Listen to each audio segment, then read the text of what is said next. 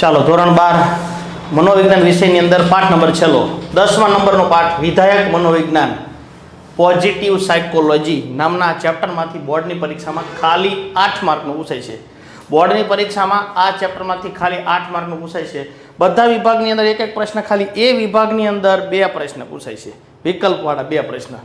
બોર્ડની પરીક્ષાની અંદર આ પાઠમાંથી વિકલ્પવાળા 2 પ્રશ્ન, એ વિભાગની અંદર 2 પ્રશ્ન, બી વિભાગની અંદર 1 પ્રશ્ન, સી વિભાગમાં 1 અને ડી વિભાગમાં 1, ખાલી 8 માર્કનું પૂછાય છે બોર્ડની પરીક્ષાની અંદર આ પાઠમાંથી. વિધાયક મનોવિજ્ઞાન સહેલો છે, સારો છે, જીવન માટે ઉપયોગી એવો પાઠ છે. હા, સુખી અને સંતુષ્ટ રીતે જીવન જીવવા માટે આ પાઠ બહુ મહત્વપૂર્ણ છે, બહુ મહત્વનો છે. પણ પરીક્ષા માટે ખાલી 8 જ માર્કનું પૂછાય છે, હેતુલક્ષી પૂછાય છે વધારે. 1 પ્રશ્ન ડી વિભાગમાં પૂછાય છે. એટલે કે બોર્ડની પરીક્ષામાં જે તમારે 20 વિકલ્પવાળા પ્રશ્ન પૂછાવાના છે એની અંદર 2 વિકલ્પવાળા, એટલે કે 19મો અને 20મા નંબરનો પ્રશ્ન, 2 પ્રશ્ન વિકલ્પવાળા પૂછાય છે, જેના 2 માર્ક છે. 1 વાક્યનો 1 પ્રશ્ન 21 થી 30 પૂછાવાના છે 1 વાક્યના તમારી બોર્ડની પરીક્ષામાં, અને 30મા નંબરનો 1 વાક્યનો પ્રશ્ન આ પાઠમાંથી પૂછાય છે. સી વિભાગની અંદર 31 થી 44 14 પ્રશ્ન પૂછાવાના છે, એમાં 10 લખવાના છે. એની અંદર 44મા નંબરનો છેલ્લો પ્રશ્ન પૂછાય છે આ પાઠમાંથી. અને 58મા નંબરનો 45 થી 58 ડી વિભાગમાં 14 પૂછાવાના છે. એની અંદર 58મા નંબરનો પ્રશ્ન 3 માર્કનો 1 પ્રશ્ન આ પાઠમાંથી પૂછાય છે. બોર્ડની પરીક્ષાની અંદર આ પાઠમાંથી કુલ 8 ગુણનું પૂછાય છે. શરૂ કરવી પાઠ આપણે. મનોવિજ્ઞાન એ વર્તનનું વિજ્ઞાન છે, અને કોઈ પણ વસ્તુનો વૈજ્ઞાનિક રીતે અભ્યાસ કરવો એ મનોવિજ્ઞાનનો મુખ્ય હેતુ છે, મુખ્ય ઉદ્દેશ્ય છે, મુખ્ય ધ્યેય છે. મનોવિજ્ઞાનના ધ્યેયો મુખ્ય 3, આમ જુઓ તો 4, 1માં 2.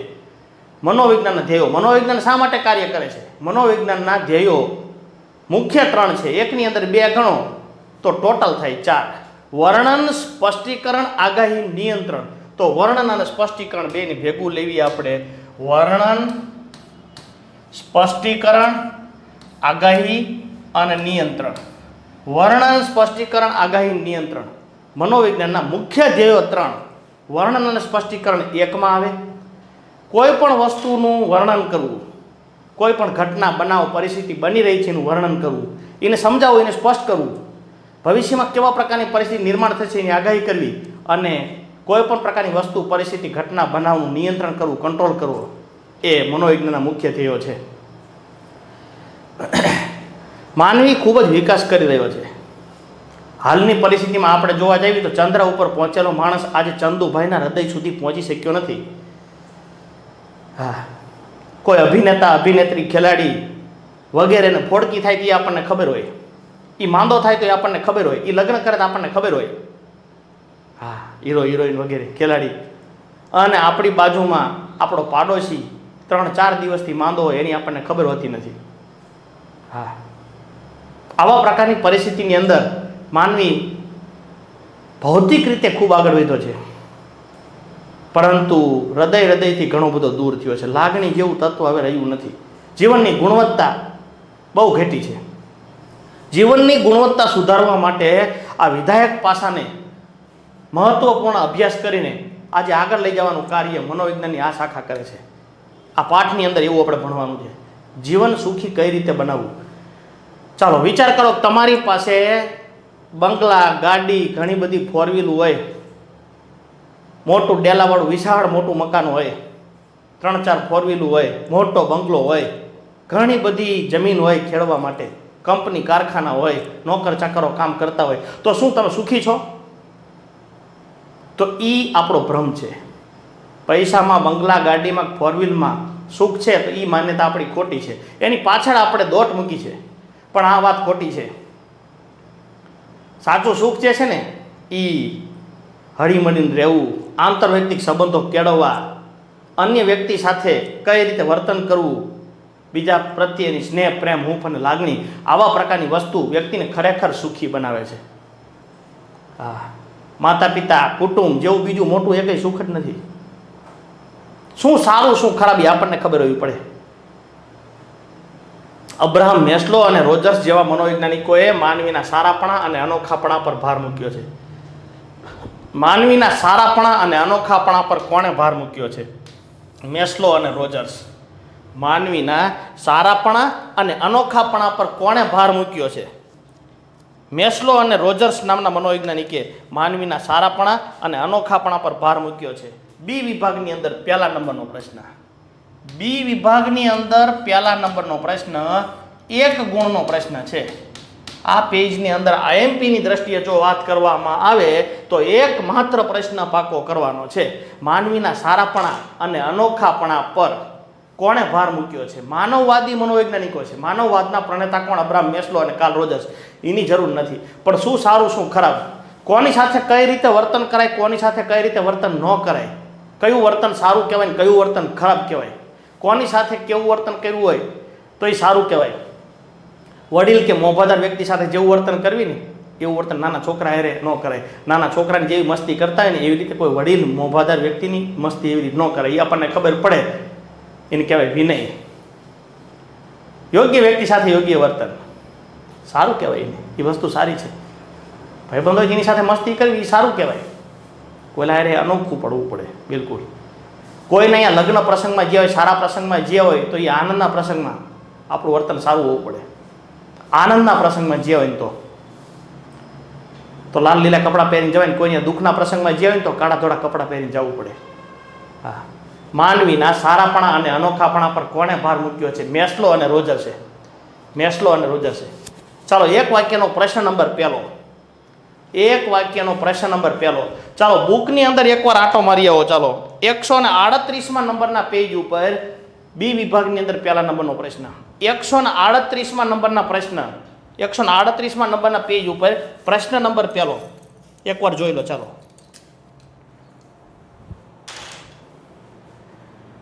વિક્ટર ફ્રેન્કલ એવું જણાવે છે, અસ્તિત્વવાદી હાલની પરિસ્થિતિમાં જો આપણે આપણું અસ્તિત્વ ટકાવી રાખવું હોય એના વિશે મહત્વપૂર્ણ ભૂમિકા ભજવી છે ને વાસ્તવિક પરિસ્થિતિ વિશે મહત્વ આપ્યું છે કે મનની અંદર હોય ને બધું કાઢી નાખો. કોઈ આ જુદા પ્રકારના જુદા જુદા મીડિયાના સંપર્કમાં આવીને આપણું મનોવલણ જે પરિવર્તન થઈ રહ્યું છે ને એ બધું જાવ તો મોબાઈલ કે એમ નથી કરવાનું, માં કે એમ કરવાનું છે. અને આપણું માનસિક બંધન એવું થઈ ગયું, મોબાઈલ કે એ સાચું, મોબાઈલમાં જે જાહેરાતો આવે, ટીવીમાં જે જાહેરાત આવે એ બધું સાચું. વ્યક્તિમાં માનસિક બંધનોને તોડવાની, મનની અંદર રહેલી ભૂસું કાઢી નાખો. બિલકુલ માનસિક બંધનોને તોડવાની અને નિર્ણય લેવાની ક્ષમતા વ્યક્તિની અંદર રહેલી છે. વિક્ટર ફ્રેન્કલ એવું જણાવે છે, અસ્તિત્વવાદી મનોવૈજ્ઞાનિક, માનસિક બંધનોને તોડવાની અને નિર્ણય લેવાની શક્તિ વ્યક્તિની અંદર રહેલી છે. પશુવત બનવાની ભૂમિકા કે સંતસમ બનવાની ભૂમિકા, બંને ભૂમિકા વ્યક્તિની અંદર જ પડેલી છે. આમાંથી કઈ સંભાવનાને સ્વીકારવાનો આધાર વ્યક્તિએ લીધેલા નિર્ણય પર આધાર રાખે છે, પરિસ્થિતિ પર નહીં. પરિસ્થિતિ ગમે એવી હોય, પરીક્ષામાં નપાસ થયા હોય એટલે પંખે લટકી જવાનું નહીં. પરીક્ષામાં નાપાસ થયા એટલે પંખે લટકી જવાનું નહીં. ડેમની પારી ઉપરથી ધૂમકો મારીને પડી જવાનું નહીં. નસ કાપી નાખવાની નહીં. રેલવેના પાટે કપાઈ જવાનું નહીં. એમાંથી બહાર નીકળીને સુખી જિંદગી જીવવાની. કંઈ વાંધો નહીં, લડી લઈશું. જિંદગી સામે લડવાનું છે અને શાંતિથી સુખી વ્યવસ્થિત રીતે જિંદગી જીવવા માટેનો પ્રયત્ન કરવાનો છે. પશુ જેવા બનવું હોય ને, ગધેડા જેવું બનવું હોય તો એનો આધાર આપણા ઉપર જ રહેલો છે, અને સંત જેવું બનવું હોય તો એનો આધાર પણ આપણા ઉપર જ રહેલો છે. પશુવત બનવાની ભૂમિકા અને સંત સમા બનવાની ભૂમિકા, બંને ભૂમિકા વ્યક્તિની અંદર જ પડેલી છે. કઈ ભૂમિકાને સ્વીકારવી એનો આધાર વ્યક્તિએ લીધેલા નિર્ણય પર આધાર રાખે છે, પરિસ્થિતિ પર નહીં.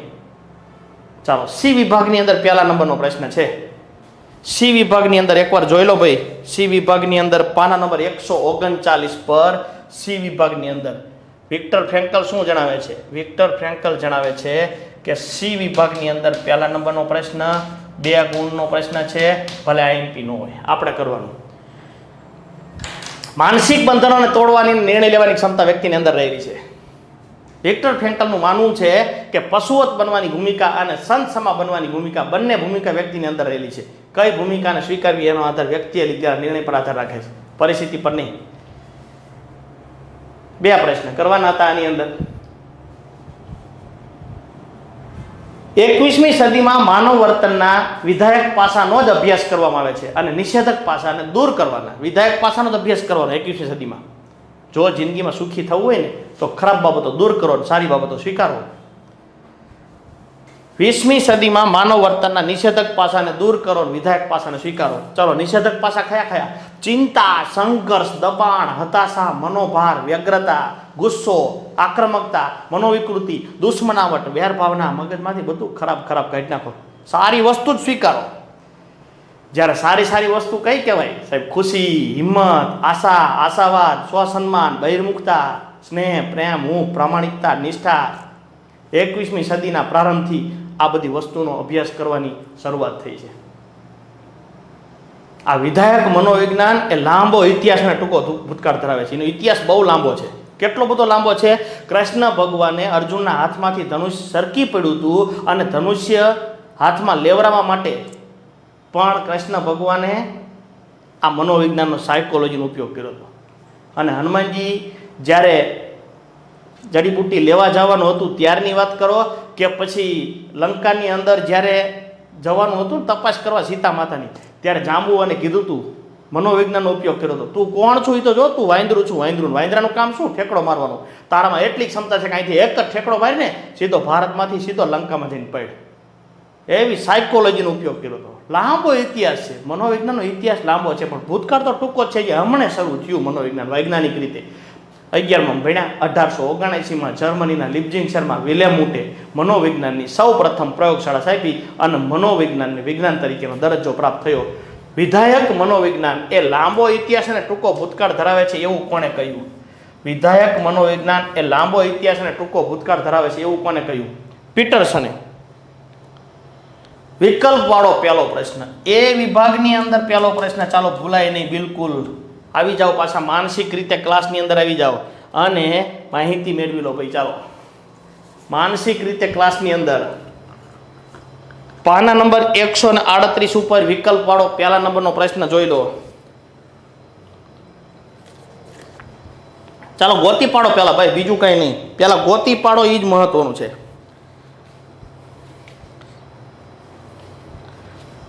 ચાલો, મળી ગયું. વિકલ્પ વાળો પહેલા નંબરનો પ્રશ્ન, વિધાયક મનોવિજ્ઞાન એ લાંબો ઇતિહાસ અને ટૂંકો ભૂતકાળ ધરાવે છે એવું કોણે કહ્યું? પીટરસને કીધું વિધાયક મનોવિજ્ઞાન એ લાંબો ઇતિહાસ અને ટૂંકો ભૂતકાળ ધરાવે છે એવું કોણે કહ્યું? પીટરસન. વિકલ્પ વાળો પહેલો પ્રશ્ન એક ગુણનો પ્રશ્ન છે ભૈયા. એક ગુણનો પ્રશ્ન છે. બરોબર, ખાસ જોઈ લો. હાલો, મળી જાય પછી બીજી બધી વાત.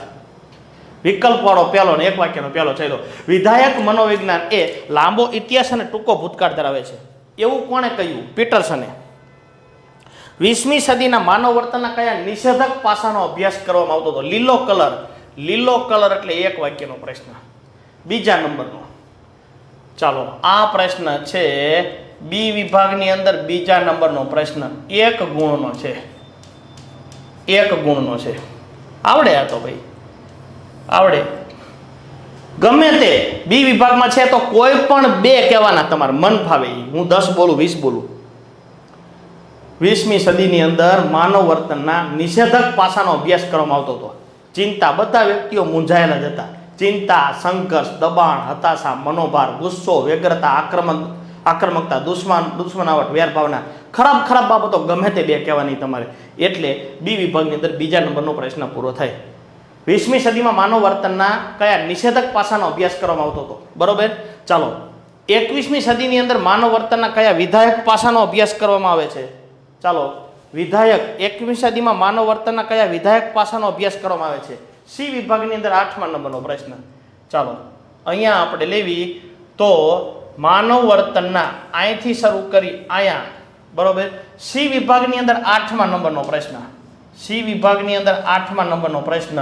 ચાલો, 2 માર્કનો પ્રશ્ન છે. 2 ગુણનો પ્રશ્ન. ગમે તે 4 કહેવાના છે. સારી બાબતો કહેવાની છે. પ્રામાણિકતા, નિષ્ઠા, સત્ય, સુખ ને સુખાકારી ને આશાવાદ ને સ્વસન્માન ને બહિર્મુખતા ને મદદરૂપ થવાની ભાવના ને આવી બધી સારી વસ્તુ છે. ચાલો, આની અંદર ભલે વાર લાગે, ગમે તે મેઇન વસ્તુ છે એટલે ફરી પાછું આવવું પડે અને આપણે આવી જવી. બિલકુલ આ પેજની અંદર 3 પ્રશ્નો છે.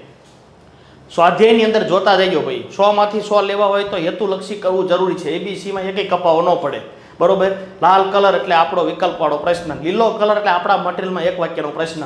વિધાયક મનોવિજ્ઞાન એ લાંબો ઇતિહાસ અને ટૂંકો ભૂતકાળ ધરાવે છે એવું કોને કહ્યું? પીટરસને. ચાલો, 20મી સદીમાં માનવ વર્તનના કયા નિષેધક પાસાનો અભ્યાસ કરવામાં આવતો હતો? તો કે ચિંતા, સંઘર્ષ, દબાણ, હતાશા, મનોભાર, વ્યગ્રતા, આક્રમકતા, દુશ્મનાવટ વગેરે નિષેધક પાસા છે 20મી સદીના. અને 21મી સદીમાં માનવ વર્તનના કયા વિધાયક પાસાનો અભ્યાસ કરવામાં આવતો? સારી બાબતો. હા, 21મી સદીમાં માનવ વર્તનના વિધાયક પાસાનો અભ્યાસ કરવામાં આવતો હતો.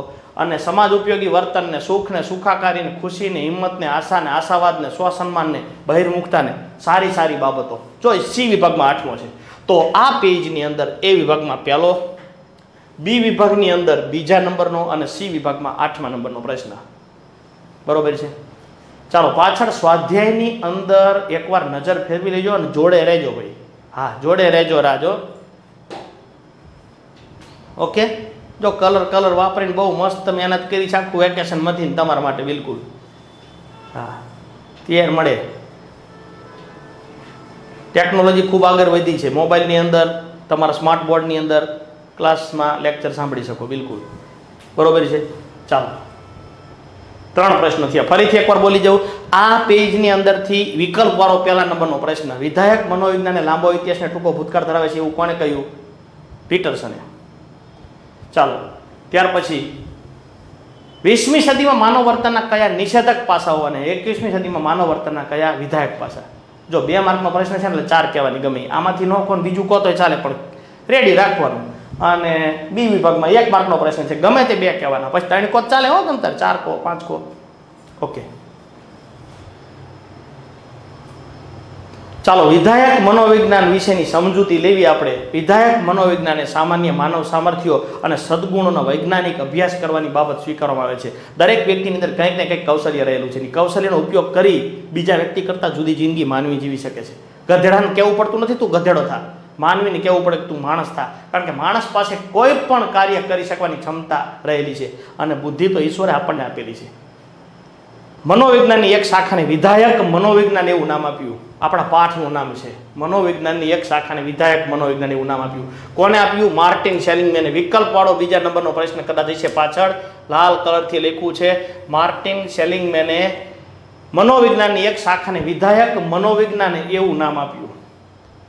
મનોવિજ્ઞાનની એક શાખાને પોઝિટિવ સાયકોલોજી એવું નામાભિધાન કોને કર્યું? માર્ટિન સેલિંગમેને. મનોવિજ્ઞાનની એક શાખાને વિધાયક મનોવિજ્ઞાન એવું નામ કોને આપ્યું? માર્ટિન સેલિંગમેને. તો વિકલ્પવાળો બીજા નંબરનો પ્રશ્ન હોય. એ વિભાગની અંદર બીજા નંબરનો પ્રશ્ન, એ વિભાગમાં બીજો, વિકલ્પવાળો બીજો પ્રશ્ન.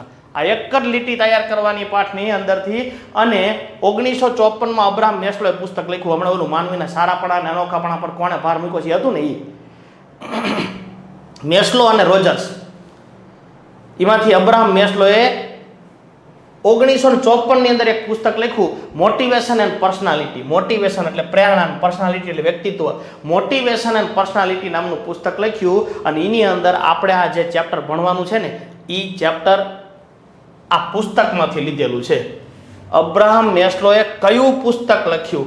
અબ્રાહમ મેસ્લોએ મોટિવેશન એન્ડ પર્સનાલિટી નામનું પુસ્તક લખ્યું. ચાલો, એ વિભાગની અંદર 3જા નંબરનો પ્રશ્ન છે. એ વિભાગની અંદર 3જા નંબરનો પ્રશ્ન. અબ્રાહમ મેસ્લોએ કયું પુસ્તક લખ્યું? મોટિવેશન એન્ડ પર્સનાલિટી નામનું પુસ્તક લખ્યું. અને પોઝિટિવ સાયકોલોજી નામનો સૌપ્રથમ પ્રયોગ મેસ્લોએ કર્યો. મનોવિજ્ઞાનની એક શાખાને વિધાયક મનોવિજ્ઞાન, ઇંગ્લિશમાં કહેવાય વિધાયક મનોવિજ્ઞાનને પોઝિટિવ સાયકોલોજી એવું નામાભિધાન કર્યું. આ આખા પેજમાંથી વિકલ્પવાળા 2 પ્રશ્ન કરવાના. ચાલો, પાછા રેડી થઈ જાઓ. વિકલ્પવાળો બીજો અને વિકલ્પવાળો 3જા નંબરનો પ્રશ્ન જે છે એ આની અંદરથી મેળવી લો. આપણે આપણું કામ ધીમે ધીમે આગળ વધારીએ છીએ. બિલકુલ બિલકુલ. પહેલા નંબરના પેજની અંદર આપણે ભણ્યા, પેજ નંબર પહેલા. બરોબર છે. એક પેજમાં એટલું કરવાનું. આ 2 પ્રશ્ન પાકા કરવાના અને આની અંદર આ 3 પ્રશ્ન પાકા કરવાના. 5 પ્રશ્ન આપણે ફરજિયાત આ પેજની અંદરથી પાકા કરવાના છે. ફરીથી એકવાર બોલી જાઉં. હું પ્રશ્ન બોલું છું, જવાબ સાથે રહેવાનું છું, ભલે ગમે એટલી વાર લાગે આપણે. બરોબર. આ બેઠેલા 50 વિદ્યાર્થીઓ છે ને 50-50ને આવડે એ મહત્વનું છે. ઓકે, રેડી બધા? ઓકે, ચાલો. વિધાયક મનોવિજ્ઞાન લાંબો ઇતિહાસ અને ટૂંકો ભૂતકાળ ધરાવે છે એવું કોને કહ્યું? પીટરસને. 20મી સદીમાં માનવ વર્તનના કયા નિષેધક પાસાનો અભ્યાસ કરવામાં આવતો હતો? લખવાના ગમે તે બે. 21મી સદીમાં માનવ વર્તનના કયા વિધાયક પાસાનો અભ્યાસ કરવામાં આવતો હતો? ગમે તે 4 લખવાના. ઓકે, 3 પ્રશ્નો થયા. ચાલો, વિધાયક મનોવિજ્ઞાન. મનોવિજ્ઞાનની એક શાખાને વિધાયક મનોવિજ્ઞાન, પોઝિટિવ સાયકોલોજી, કોને આપ્યું? માર્ટિન સેલિગ્મને. 1954ની અંદર અબ્રાહમ મેસ્લોએ કયો પુસ્તક લખ્યું? મોટિવેશન એન્ડ પર્સનાલિટી નામનું પુસ્તક લખ્યું અને એની અંદર RUE એક ચેપ્ટર આપણું રાખ્યું છે. આપણું વિધાયક મનોવિજ્ઞાન આપણું ચેપ્ટર છે ને એ બુકમાંથી લીધું છે, એ ચોપડીમાંથી લીધું છે. ઓકે, સરસ, ગુડ. હાલો, ચાલો. સેલિગ્મેને, માર્ટિન સેલિગ્મેને 1998માં, એટલે હજી હમણે 1998ની અંદર અમેરિકન સાયકોલોજીકલ એસોસિએશન APA પ્રમુખ પદેથી સંબોધતા એવું કીધું કે ખરેખર માનવી જે છે એ ખોટા વિચારો કરે છે, નિષેધક બાબતોને મહત્વ આપે છે અને કહે છે હું કરી શકું નહીં, ખબર પડતી નથી, ટેન્શન છે, મજા આવતી નથી, આવું બધું ખરાબ કહે છે. એના કરતાં આપણે સારી બાબતોનું જ વર્ણન કરવી. તો જ્યારે જિંદગીની અંદર આપણી જિંદગીમાં બનેલી જુદા પ્રકારની સારી બાબતોને જ આપણે યાદ કરવી અને જિંદગીને સુગંધી બનાવવા માટેનો પ્રયત્ન કરવી. તો એટલે હા, એ કરીએ કાંઈ. જો આપણે આપણી જિંદગીમાં બનેલા ખરાબ બનાવને યાદ કરીને દુઃખી થાવી, એના કરતાં જિંદગીમાં બનેલા સારા બનાવને યાદ કરીને આનંદિત રહેવી તો એ સારી વસ્તુ છે. બરોબર છે? કારણ કે હસતો ચહેરો બધાને ગમે. હસતો ચહેરો, હૂંફાળો સંપર્ક ને આંખોમાં પ્રસન્નતા બધાને ગમે. તે જ સ્વભાવ, કરોડો સ્વભાવ, એડિયું પીતેલા જેવું મોઢું હોય ને એ કોઈને ન ગમે. વિધાયક મનોવિજ્ઞાનની બાબત રજૂ કરવામાં આવી છે. વિધાયક મનોવિજ્ઞાનની વ્યાખ્યા. વિધાયક મનોવિજ્ઞાનને લાંબો ઇતિહાસ અને ટૂંકો ભૂતકાળ ધરાવે છે અને એ વિધાયક મનોવિજ્ઞાનની વ્યાખ્યા છે. વિધાયક મનોવિજ્ઞાન એ સામાન્ય માનવ સામર્થ્યો અને સદગુણોના વૈજ્ઞાનિક અભ્યાસથી કશું વિશેષ નથી. શેલ્ડન અને કિંગે વ્યાખ્યા આપી છે. એકમાત્ર વ્યાખ્યા પાકી કરવાની, બીજી પાકી કરવાની જરૂર નથી. સી વિભાગમાં આ પેજમાંથી એકમાત્ર પ્રશ્ન પાકો કરવાનો. વિધાયક મનોવિજ્ઞાન એ સામાન્ય માનવ સામર્થ્યો, દરેક વ્યક્તિની અંદર, સામાન્ય વ્યક્તિની અંદર પણ અમુક સામર્થ્ય રહેલું છે, અમુક ક્ષમતા રહેલી છે અને એ ક્ષમતાનો યોગ્ય રીતે ઉપયોગ કરી વ્યક્તિ જિંદગીમાં આગળ વધી શકે ને એ બાબત મહત્વની છે. અને વ્યક્તિની અંદર જે સદગુણો છે, સારા ગુણો છે, એનો વિકાસ કરવાનો છે, ખરાબ ગુણો દૂર કરવાના છે. તમારા અને મારા જીવનની અંદર ખરાબ બાબતો છે એને દૂર કરી સારી બાબતોને વિકસાવી વ્યક્તિ જિંદગીની અંદર મહત્વપૂર્ણ ભૂમિકા ભજવી શકે છે. વિધાયક મનોવિજ્ઞાન વ્યક્તિઓ, જૂથો અને સંસ્થાઓના વિકાસ અને મહત્તમ કાર્ય માટે જવાબદારી એવી પરિસ્થિતિનું નિર્માણ કરવાની વસ્તુ છે. ગેબલ અને હેઇટે વ્યાખ્યા આપી. ન કરો તો કંઈ નહીં. આખા પેજની અંદર એક જ માત્ર વ્યાખ્યા પાકી કરવાની. દરેક પેજમાં શું કરવાનું એ હું તમને કહી દઉં અને એ કહું તો જ હોમાં જ આવે. બીજું ન કરવા જવાય. આ પાકું કરો તો ન મજા આવે. વધારાને કટ કરી નાખવાનું, કચરો કાઢી નાખવાનો. બિલકુલ. વિધાયક મનોવિજ્ઞાન એ પોઝિટિવ સાયકોલોજી શું છે? સામાન્ય માનવ સામર્થ્યો. સામાન્યમાં સામાન્ય માણસ હોય, કોઈ પણ જાતિ, જ્ઞાતિ, ધર્મનો વ્યક્તિ હોય ને એની અંદર સારા લક્ષણો તો હોય જ તે. તો શું કરવાનું? સારા લક્ષણોનો વિકાસ કરવાનો, ખરાબ લક્ષણો દૂર કરવાના. તો શાંતિથી, સારી રીતે, સ્વસ્થ, સુખી અને સંતુષ્ટ જીવન જીવી શકાય. સુખેથી જીવન જીવવા માટે સારી બાબતોને મહત્વ આપવાનું, ખરાબ બાબતને દૂર કરવાની. વિધાયક મનોવિજ્ઞાન એ સામાન્ય માનવ સામર્થ્યો અને સદગુણોના વૈજ્ઞાનિક અભ્યાસથી કશું વિશેષ નથી. શેલ્ડન અને કિંગે વ્યાખ્યા આપી છે 2001ની અંદર. ઓકે, 3 વખત મારે બોલવાનું છે ભાઈ. હા, તો જ મજા આવે. જોઈ લો એકવાર ખાસ. વિધાયક મનોવિજ્ઞાન સામાન્ય માનવ સામર્થ્યો અને સદગુણોના વૈજ્ઞાનિક અભ્યાસથી કશું વિશેષ નથી. શેલ્ડન અને કિંગે વ્યાખ્યા આપી છે. સી વિભાગની અંદર બીજા નંબરનો પ્રશ્ન છે. સી વિભાગની અંદર બીજા નંબરનો પ્રશ્ન છે, 2 ગુણનો. બરોબર? ફરીથી એક વખત બોલી જાઉં છું. આ પેજની અંદર આ એક જ પ્રશ્ન પાકો કરવાનો, એક જ લીટી. બરોબર? મહેનત કરીને રેડી કરો. ચાલો, ત્યાર પછી આપણે લઈ લેવી. આપણે વિધાયક મનોવિજ્ઞાનની ઇમારત 3 બાબતો પર જોવા મળે છે. પાકું નથી કરવાનું, ખાલી સમજવા માટે 5 મિનિટ જોઈ લેવી. વિધાયક મનોવિજ્ઞાન, જિંદગી સુખી જીવી છે એ અંગેના મનોવિજ્ઞાનની અંદર 3 બાબતો મહત્વની છે. એક, વિધાયક વ્યક્તિલક્ષી અનુભવો. તમારા જિંદગીની અંદર જે સારા બનાવ બન્યા હોય, તમે ફરવા જ્યાં હોય એ ફોટા આપણે સાચવી રાખવી છે. બિલકુલ. બરોબર? સારી વસ્તુ છે. જિંદગીમાં ખરાબ બનાવ બન્યા હોય, સાહેબે આપણને માર્યા હોય, ફોટા પાડીને આપણે સાચવી રાખવી છે? નથી સાચવી રાખતા. બરોબર? સાહેબ આપણે હોમવર્ક ન લાવ્યા હોય અને બહાર અંગૂઠા પકડાય આપણે ફોટા હાચવી રાખવી છે? નથી રાખતા બિલકુલ. કોઈ એને ઝઘડો થયો હોય અને પછી આપણે રડતા હોય, હાચવી રાખવી છે? નહીં. સારી સારી બાબતો, ફરવા ગયા હોય, અવસર પ્રસંગ હોય, સારા કપડાં પહેર્યા હોય, ફોટા પાડીને સાચવી રાખવી છે આપણે. વિધાયક વ્યક્તિલક્ષી અનુભવો કયા કયા? સુખ, સુખાકારી, આનંદ, મજા, મોજ, મજા, જલસા, એ બધાય ફોટા આપણે સાચવી રાખવી છીએ. અરે એ ફોટા તો સાચવી રાખવી છીએ હાર્ડ કોપીમાં, મનની અંદર છબી પણ સાચવી રાખવી છે. વિધાયક વ્યક્તિત્વ ગુણ લક્ષણો, માનસિક સ્વાસ્થ્ય, વ્યક્તિની અંદર બનેલા જિંદગીની અંદર જુદા જુદા સારા ગુણો, અને બીજું કે વિધાયક સામાજિક સંસ્થાઓ અને સમુદાયો, વ્યક્તિગત સ્વાસ્થ્ય અને સુખના સંવર્ધન માટે કાર્યરત સંસ્થાઓ. કઈ કઈ સંસ્થાઓના મારા જિંદગીની અંદર ફાળો છે? આ સ્કૂલમાં ભણતો હતો સાહેબ, આ સ્કૂલને લીધે હું આગળ વધ્યો, માન એડમિશન મળ્યું, પણ ખરેખર સાહેબ આ સ્કૂલને કોઈ દી ન ભૂલું, આ વ્યક્તિને કોઈ દી ન ભૂલું. કુટુંબ, સમાજ, મિત્રો, બસ એ વસ્તુ છે. ભલે પાકું નથી કરવાનું. આપણને સુખી કરવામાં કોનો કોનો ફાળો છે? એક જિંદગીમાં બનેલા સારા અનુભવો, બીજું મારી અંદર રહેલા સારા ગુણો. એક જિંદગીમાં બનેલા સારા અનુભવો, મારી અંદર રહેલા ગુણો, અને જેના જેના દ્વારા મારો વિકાસ થયો છે ને એ બધા મારા માતા પિતા, શિક્ષકો, વડીલો, જુદી જુદી સંસ્થાઓ વગેરે. 3 બાબતો પર આધાર રાખે છે. વિધાયક મનોવિજ્ઞાનના ધ્યેયો ડી વિભાગમાં છે, અને બી વિભાગની અંદર એક વાક્યનો પ્રશ્ન. આપણા મટીરિયલમાં લીલા કલર એટલે એક વાક્યનો પ્રશ્ન. અહીંથી શરૂ કરવી આપણે અને અહીં સુધી લીલો કલર. બી વિભાગની અંદર 3જા નંબરનો પ્રશ્ન છે. બી વિભાગની અંદર 3જા નંબરનો પ્રશ્ન છે, 1 ગુણ. વિધાયક મનોવિજ્ઞાનનું મુખ્ય ધ્યેય મનોવિજ્ઞાનના ક્ષેત્રને પુનઃ કેન્દ્રિત કરવાનું છે. પહેલા વ્યક્તિઓ શાંતિથી જિંદગી જીવતા હતા, સુખી હતા, બિલકુલ. આપણા બાપ દાદા, આપણા બાપા જે છે ને એના પછી એની આગળની પેઢી લઈ લો તમે, તો આપણા પપ્પાના પપ્પાની પેઢી લઈ લો, શાંતિથી જિંદગી જીવતા હતા.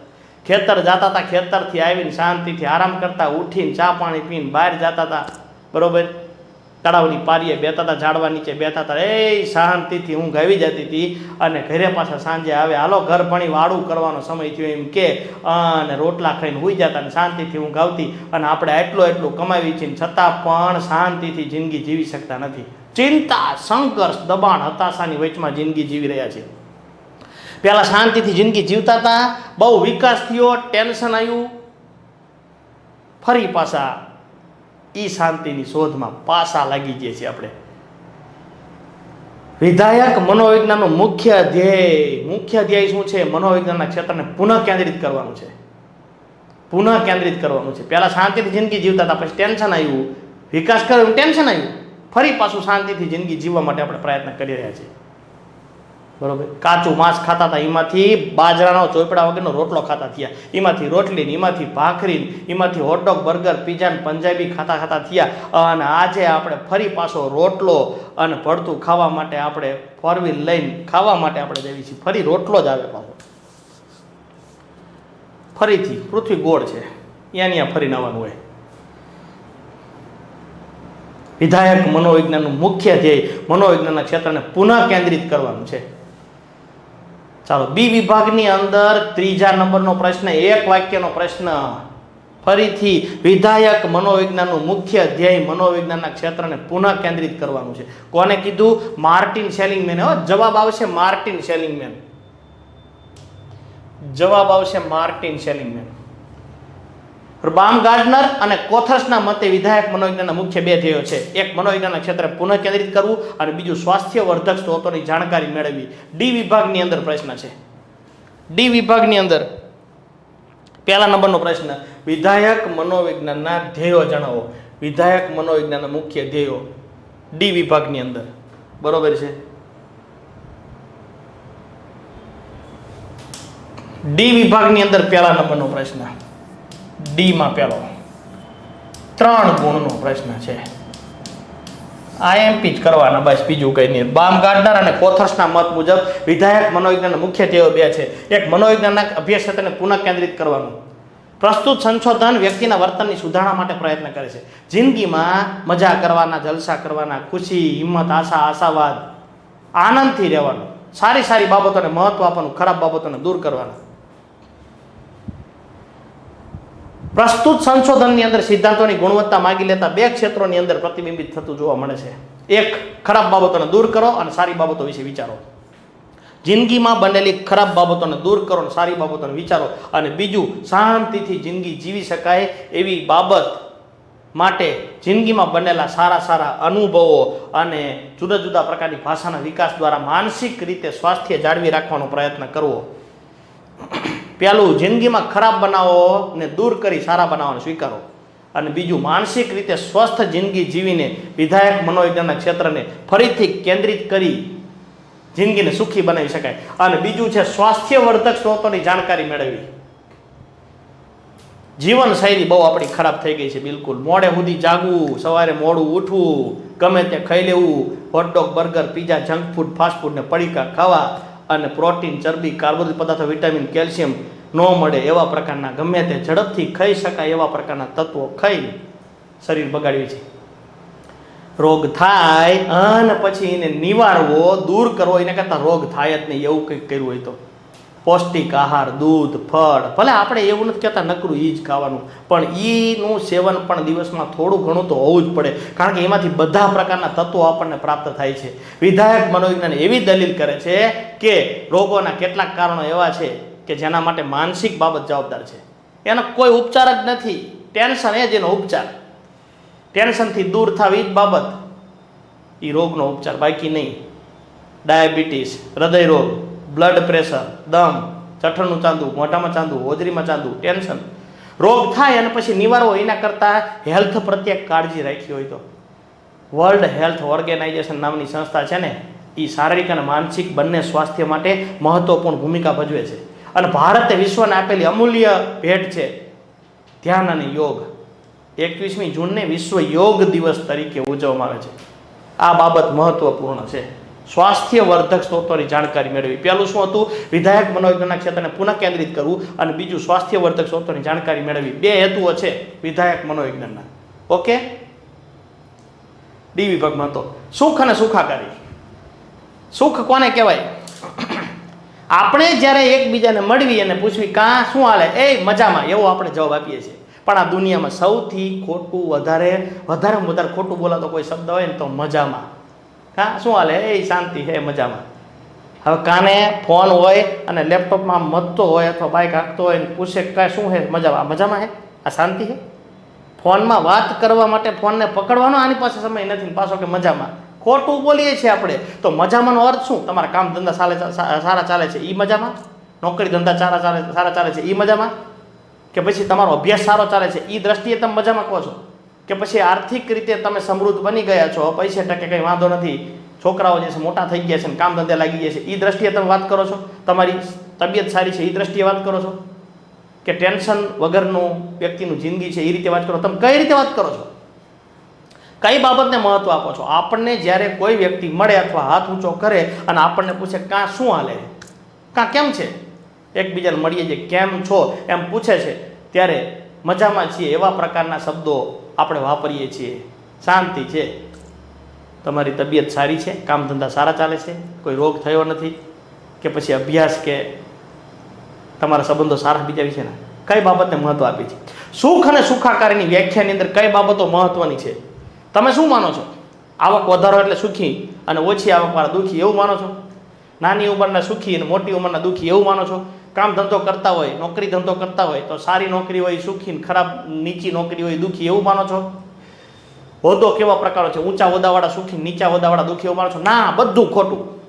આવું કંઈ હોય જ નહીં બિલકુલ. હે, નીચેમાં નીચે નોકરી કરનારો વ્યક્તિ પણ સુખી હોઈ શકે અને મોટામાં મોટી નોકરી કરનારો પણ દુઃખી હોઈ શકે. બિલકુલ કોઈ પણ ક્ષેત્રમાં નક્કી ન હોય ભાઈ. દરેક વ્યક્તિ જિંદગીમાં કોક ને કોક પીડાથી પીડાયેલો હોય, દુઃખી હોય, બરોબર છે? હા, કોક પૈસે ટકે દુઃખી હોય, કોકને નોકરી ન મળતી, કોઈની સગાઈ ન થતી હોય, બરોબર?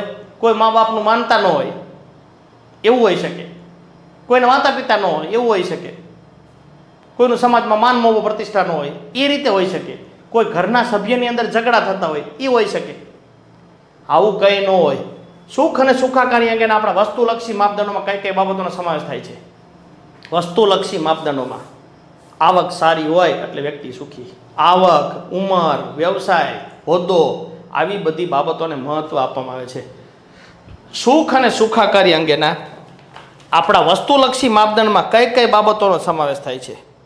ચાલો ચોથા નંબરનો પ્રશ્ન પહોંચાતા એક વાક્યનો સુખ અને સુખાકારી અંગેના આપણા વસ્તુલક્ષી માપદંડોમાં કઈ કઈ બાબતોનો સમાવેશ થાય છે? એની અંદર એક વાક્યનો પ્રશ્ન છે, ગમે એ કહી શકો. આવક, ઉંમર, વ્યવસાય અને હોદ્દો. 4 વસ્તુ: આવક, ઉંમર, વ્યવસાય અને હોદ્દો. ઘણી બધી બાબત છે. આ ઉપરાંત આર્થિક અને સામાજિક સૂચકો, આર્થિક રીતે તમે કેટલા પૈસા કમાવો છો, તમારી પાસે કેટલી સમૃદ્ધિ છે, એ બાબત સુખ પર આધાર રાખે છે? ના, એવું કહીને આખા પેજમાં એક માત્ર પ્રશ્ન પાકો કરવાનો. અને આ પ્રશ્ન છે બી વિભાગની અંદર ચોથા નંબરનો પ્રશ્ન છે. 1 ગુણનો પ્રશ્ન છે બી વિભાગમાં. સુખ અને સુખાકારી અંગેના આપણા વસ્તુલક્ષી માપદંડોમાં કઈ કઈ બાબતોનો સમાવેશ થાય છે? સુખ અને સુખાકારી અંગેના આપણા વસ્તુલક્ષી માપદંડમાં આવક, ઉંમર, વ્યવસાય, હોદ્દો વગેરેનો સમાવેશ થાય છે. ચાલો, રેડી છે? જોઈ લો એકવાર. બિલકુલ બરોબર છે. પાછળ જોઈ લો 139માં નંબરના પાના ઉપર કદાચ હશે. 139માં નંબરના પાના ઉપર એક વાક્યનો પ્રશ્ન બી વિભાગની અંદર ચોથા નંબરનો પ્રશ્ન છે ભાઈ.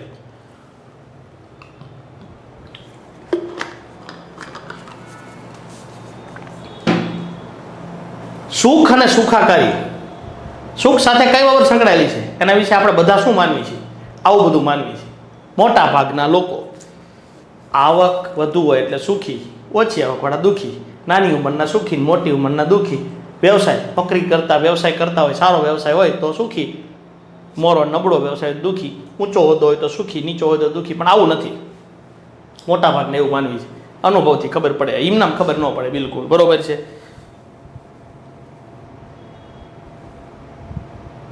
ચાલો, આ પેજમાં એક માત્ર પ્રશ્ન પાકો કરવાનો છે. આ રહ્યો. આગળ જઈએ આપણે. સુખ અને સુખાકારી અંગેના વ્યક્તિલક્ષી માપદંડની અંદર, વ્યક્તિલક્ષી, આ વસ્તુલક્ષી માપદંડ હતા. વ્યક્તિલક્ષી માપદંડની અંદર સાહેબ કોઈ પણ પ્રકારની પરિસ્થિતિની અંદર તમને સંતોષ કેવો છે એ બાબત મહત્વનું છે. વિધાયક આવેગિક અનુભૂતિની હાજરી જરૂરી છે. નિષેધક આવેગિક અનુભવનું ઓછું પ્રમાણ જરૂરી છે. જિંદગીમાં બનેલી ખરાબ બનાવોને મહત્વ આપો. ખરાબ બનાવોને યાદ કરો તમારું જીવન દુઃખી, સારા બનાવોને યાદ કરો તમારું જીવન સુખી. તો વ્યક્તિલક્ષી સુખાકારી કોને કહી શકાય એની વ્યાખ્યા છે. ડાયનારી વ્યાખ્યા આપી 2000ની સાલમાં. વ્યક્તિના પોતાના જીવન વિશેના બોધાત્મક અને ભાવાત્મક મૂલ્યાંકનને વ્યક્તિલક્ષી સુખાકારી કહી શકાય. વ્યક્તિના પોતાના જીવન વિશેના બોધાત્મક અને ભાવાત્મક મૂલ્યાંકનને વ્યક્તિલક્ષી સુખાકારી તરીકે ઓળખાવી શકાય. વ્યાખ્યા આપી છે ડાયનરે સી વિભાગની અંદર. બરોબર છે. વ્યક્તિલક્ષી સુખાકારી કોને કહેવાય? સુખ અને સુખાકારીની વ્યાખ્યા આપો. તો આ જવાબ કહેવાનો છે, સુખ અને સુખાકારીની વ્યાખ્યા. બરોબર છે. સી વિભાગની અંદર 3જા નંબરનો પ્રશ્ન છે. વ્યક્તિના પોતાના જીવન વિશેના બોધાત્મક અને ભાવાત્મક મૂલ્યાંકનોને વ્યક્તિલક્ષી સુખાકારી કહી શકાય. સી વિભાગની અંદર 3જા નંબરનો પ્રશ્ન 2 ગુણનો પ્રશ્ન છે. કરવાનો આ પેજમાં એકમાત્ર પ્રશ્ન પાકો કરવાનો, પાછો એકમાત્ર. વ્યક્તિ પોતાના જીવન વિશે કેવી બાબતો વિચારે છે, કેવી બાબતોને મહત્વ આપે છે? બોધાત્મક અને ભાવાત્મક. બોધાત્મક એટલે વિચાર પ્રક્રિયા, સારી રીતે વિચારસરણી, સારી વિચારસરણી, પોઝિટિવ રીતે વિચારસરણી, સારું વિચારે છે એને બોધાત્મક મૂલ્યાંકન કહેવાય. અને ભાવાત્મક કેવા પ્રકારનો ભાવ અનુભવે છે. ઉદાહરણ તરીકે દેશરે જોયા, દાદા પરદેશ જોયા ફિલ્મ જોતા જોતા પ્રેક્ષકો રડી ઉઠે છે. કોઈ દુઃખી વ્યક્તિને જોઈને દુઃખની લાગણી ઊભી થાય છે અને સુખી વ્યક્તિને જોઈને સુખની લાગણી ઊભી થાય છે. તો સુખી વ્યક્તિને જોવાના બહુ ઇમોશનલ ફિલ્મ બહુ નહીં જોવાના, જે દુઃખી કરે એવા પ્રકારના. એમાંથી શીખવા મળે એક વાત જુદી છે. બિલકુલ.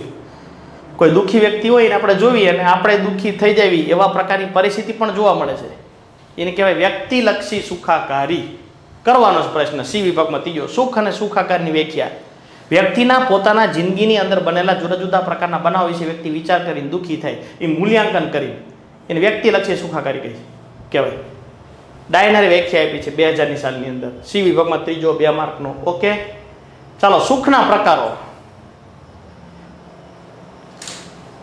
નક્કી ન હોય ભાઈ સુખ. તમે સુખ કોને મહત્વ આપો છો?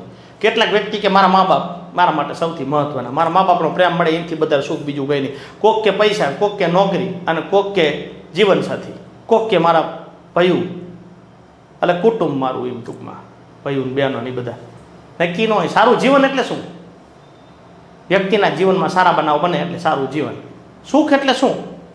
બંગલા, ગાડી, ફોર વ્હીલ, જાજી જમીન, નોકર ચાકર, કંપની કારખાના મોટા મોટા હોય, નોકરી સારી હોય, સુખ કહેવાય. સંતોષપ્રદ જીવન એટલે શું? શાંતિથી જિંદગી જીવતા હોય, બિલકુલ ખાઈ પીને મજા કરતા હોય, સંતોષપ્રદ જીવન કહેવાય. એટલે એવું ન હોય બિલકુલ. શારીરિક અને માનસિક બેય સ્વાસ્થ્યને મહત્વ આપવામાં આવે છે. વ્યક્તિને પોતાના જીવનથી કેટલો સંતોષ છે એનો આધાર બે બાબત પર આધાર રાખે છે. વ્યક્તિ પોતે કેવું જીવન જીવવા માગે છે. મોજ મજા જલસાનું જીવન જીવવા માંગતો હોય તો એ મોજ મજાને જ મહત્વ આપે, બસ બીજું કંઈ નહીં. ખાવું પીવું અને આરામથી ગમે તારે. સામેવાળાને ટેન્શન દેને કારણે આ ટેન્શન બીજાને દે. લોકો તેને કઈ રીતે યાદ રાખશે બાબત પણ મહત્વની છે. તેને કઈ રીતે યાદ રાખશે એ પણ મહત્વની છે. કોઈ જગ્યાએ ફરવા જ્યાં હોય વારંવાર યાદ કરીને સુખી બની શકે, એના માટે એનાથી વધુ કંઈ હોય જ નહીં. તો સુખના બે પ્રકારો છે, વ્યક્તિલક્ષી સુખ અને બીજું સ્વપ્રગટીકરણ સુખ. વ્યક્તિલક્ષી સુખ. ચાલો આખા પેજમાં એક માત્ર પ્રશ્ન પાકો કરવાનો છે. સુખના પ્રકારો જણાવો. 9મા નંબરનો બી વિભાગની અંદર 9મા નંબરનો પ્રશ્ન છે. બી વિભાગની અંદર 9મા નંબરનો એક ગુણનો પ્રશ્ન. એક ગુણનો પ્રશ્ન. આ તો ખાલી સમજવા માટે છે. બી વિભાગની અંદર 9મા નંબરનો પ્રશ્ન. સુખના પ્રકારો જણાવો. સુખના પ્રકારો બે છે. સુખના પ્રકારો બે છે. એક વ્યક્તિલક્ષી સુખ અને બીજું સ્વપ્રગટીકરણ સુખ. એક છે વ્યક્તિલક્ષી સુખ અને બીજું છે સ્વપ્રગટીકરણ સુખ. બી વિભાગની અંદર 9મો આખા પેજમાં એક જ પ્રશ્ન પાકું કરાય. આ તો ખાલી સમજવા માટે તમે સુખ કોને મહત્વનું ગણો છો, સુખમાં તમે કઈ વસ્તુને મહત્વપૂર્ણ ગણો છો. સુખના પ્રકારો બે છે. એક વ્યક્તિલક્ષી સુખ અને બીજું સ્વપ્રગટીકરણ સુખ. વ્યક્તિલક્ષી સુખ એટલે વ્યક્તિ પોતે જે બાબતને મહત્વપૂર્ણ ગણાય છે એને વ્યક્તિલક્ષી સુખ તરીકે ઓળખવામાં આવે છે. ચાલો પાકો થઈ જાય પછી જ આપણે આગળ જવાનું છે, આપણે કંઈ ઉતાવળ નથી ભાઈ.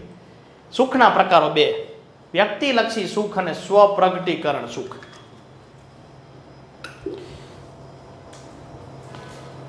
જોઈ લો હાલો પહેલા પાના નંબર 139 ઉપર બી વિભાગની અંદર 139મા નંબરના પ્રશ્ન ઉપર બી વિભાગની અંદર પ્રશ્ન નંબર 9મા નંબરનો પ્રશ્ન.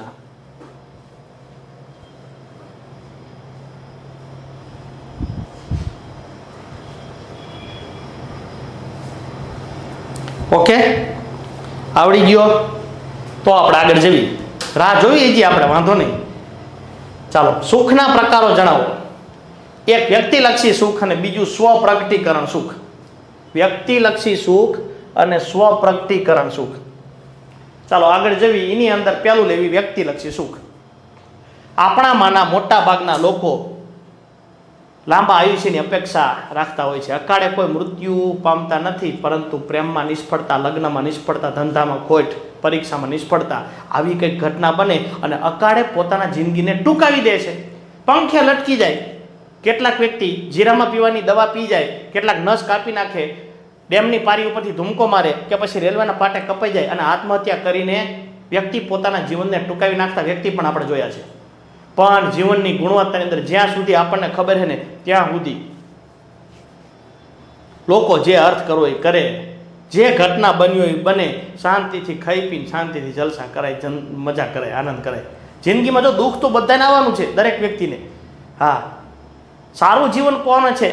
હવે દરેક વ્યક્તિને દરેક વસ્તુ મળવાની નથી. સુખાકારી અંગેના આપણા વ્યક્તિલક્ષી દ્રષ્ટિકોણની અંદર મહત્વનું શું છે? લીલા કલરથી આખા પેજમાં એક માત્ર પ્રશ્ન પાકો કરવાનો છે વ્યક્તિલક્ષી સુખની અંદર. જ્યાં સુધી આપણે માનીએ છીએ ત્યાં સુધી આપણે ધારવીની બધું ન થાય જિંદગીમાં કોઈ દી. ગમે તે વસ્તુ લઈ લો, બિલકુલ ફેમિલી વિશેની વાત કરો કે પછી આપણી ભૌતિક સંપત્તિની વાત કરો કે નોકરીની વાત કરો, ગમે તે હોય. સુખ અંગેના આપણા વ્યક્તિલક્ષી દ્રષ્ટિકોણ મુજબ શેના માટે મતતા રહેવું એ માનવ જીવનનું મુખ્ય ધ્યેય છે. શેના માટે મતતા રહેવું એ માનવ જીવનનું મુખ્ય ધ્યેય છે. ચાલો 5મા નંબરનો પ્રશ્ન છે બી વિભાગની અંદર. આપણા મટીરિયલમાં લીલો કલર એટલે બી વિભાગ. 5મા નંબરનો પ્રશ્ન છે સુખ અને સુખાકારી અંગેના આપણા વ્યક્તિલક્ષી દ્રષ્ટિકોણ અનુસાર શેના માટે મતતા રહેવું એ માનવ જીવનનું મુખ્ય ધ્યેય છે. સુખ અને સંતોષ માટે મતતા રહેવું. સુખ અને સંતોષ માટે મતતા રહેવું એ માનવ જીવનનું મુખ્ય ધ્યેય છે. સુખી થવા માટે, આનંદ થવા માટે. બિલકુલ. વધારે પગાર હોય તો વ્યક્તિ સુખી એવું ન હોય, ભૌતિક સંપત્તિ વધુ હોય તો સુખી એવું ન હોય.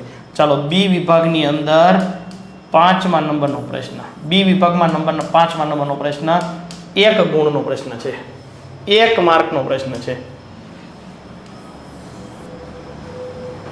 આખા પેજમાં એક પ્રશ્ન પાકો કરાય અને એક જ પાકો કરવી તો જ આપણે માર્ક સારા આવે. બિલકુલ 8માંથી 8 લેવા હોય તો વધારાનું કંઈ ન કરાય. આ તો આપણે ધીમું ધીમું ભણીએ છીએ. બાકી એક જ પ્રશ્ન, સુખ અંગેના વ્યક્તિલક્ષી દ્રષ્ટિકોણ અનુસાર શેના માટે મથતા રહેવું? સતત સુખ માટે મથતા રહેવું, દુઃખની ઈચ્છાને દૂર કરવાની.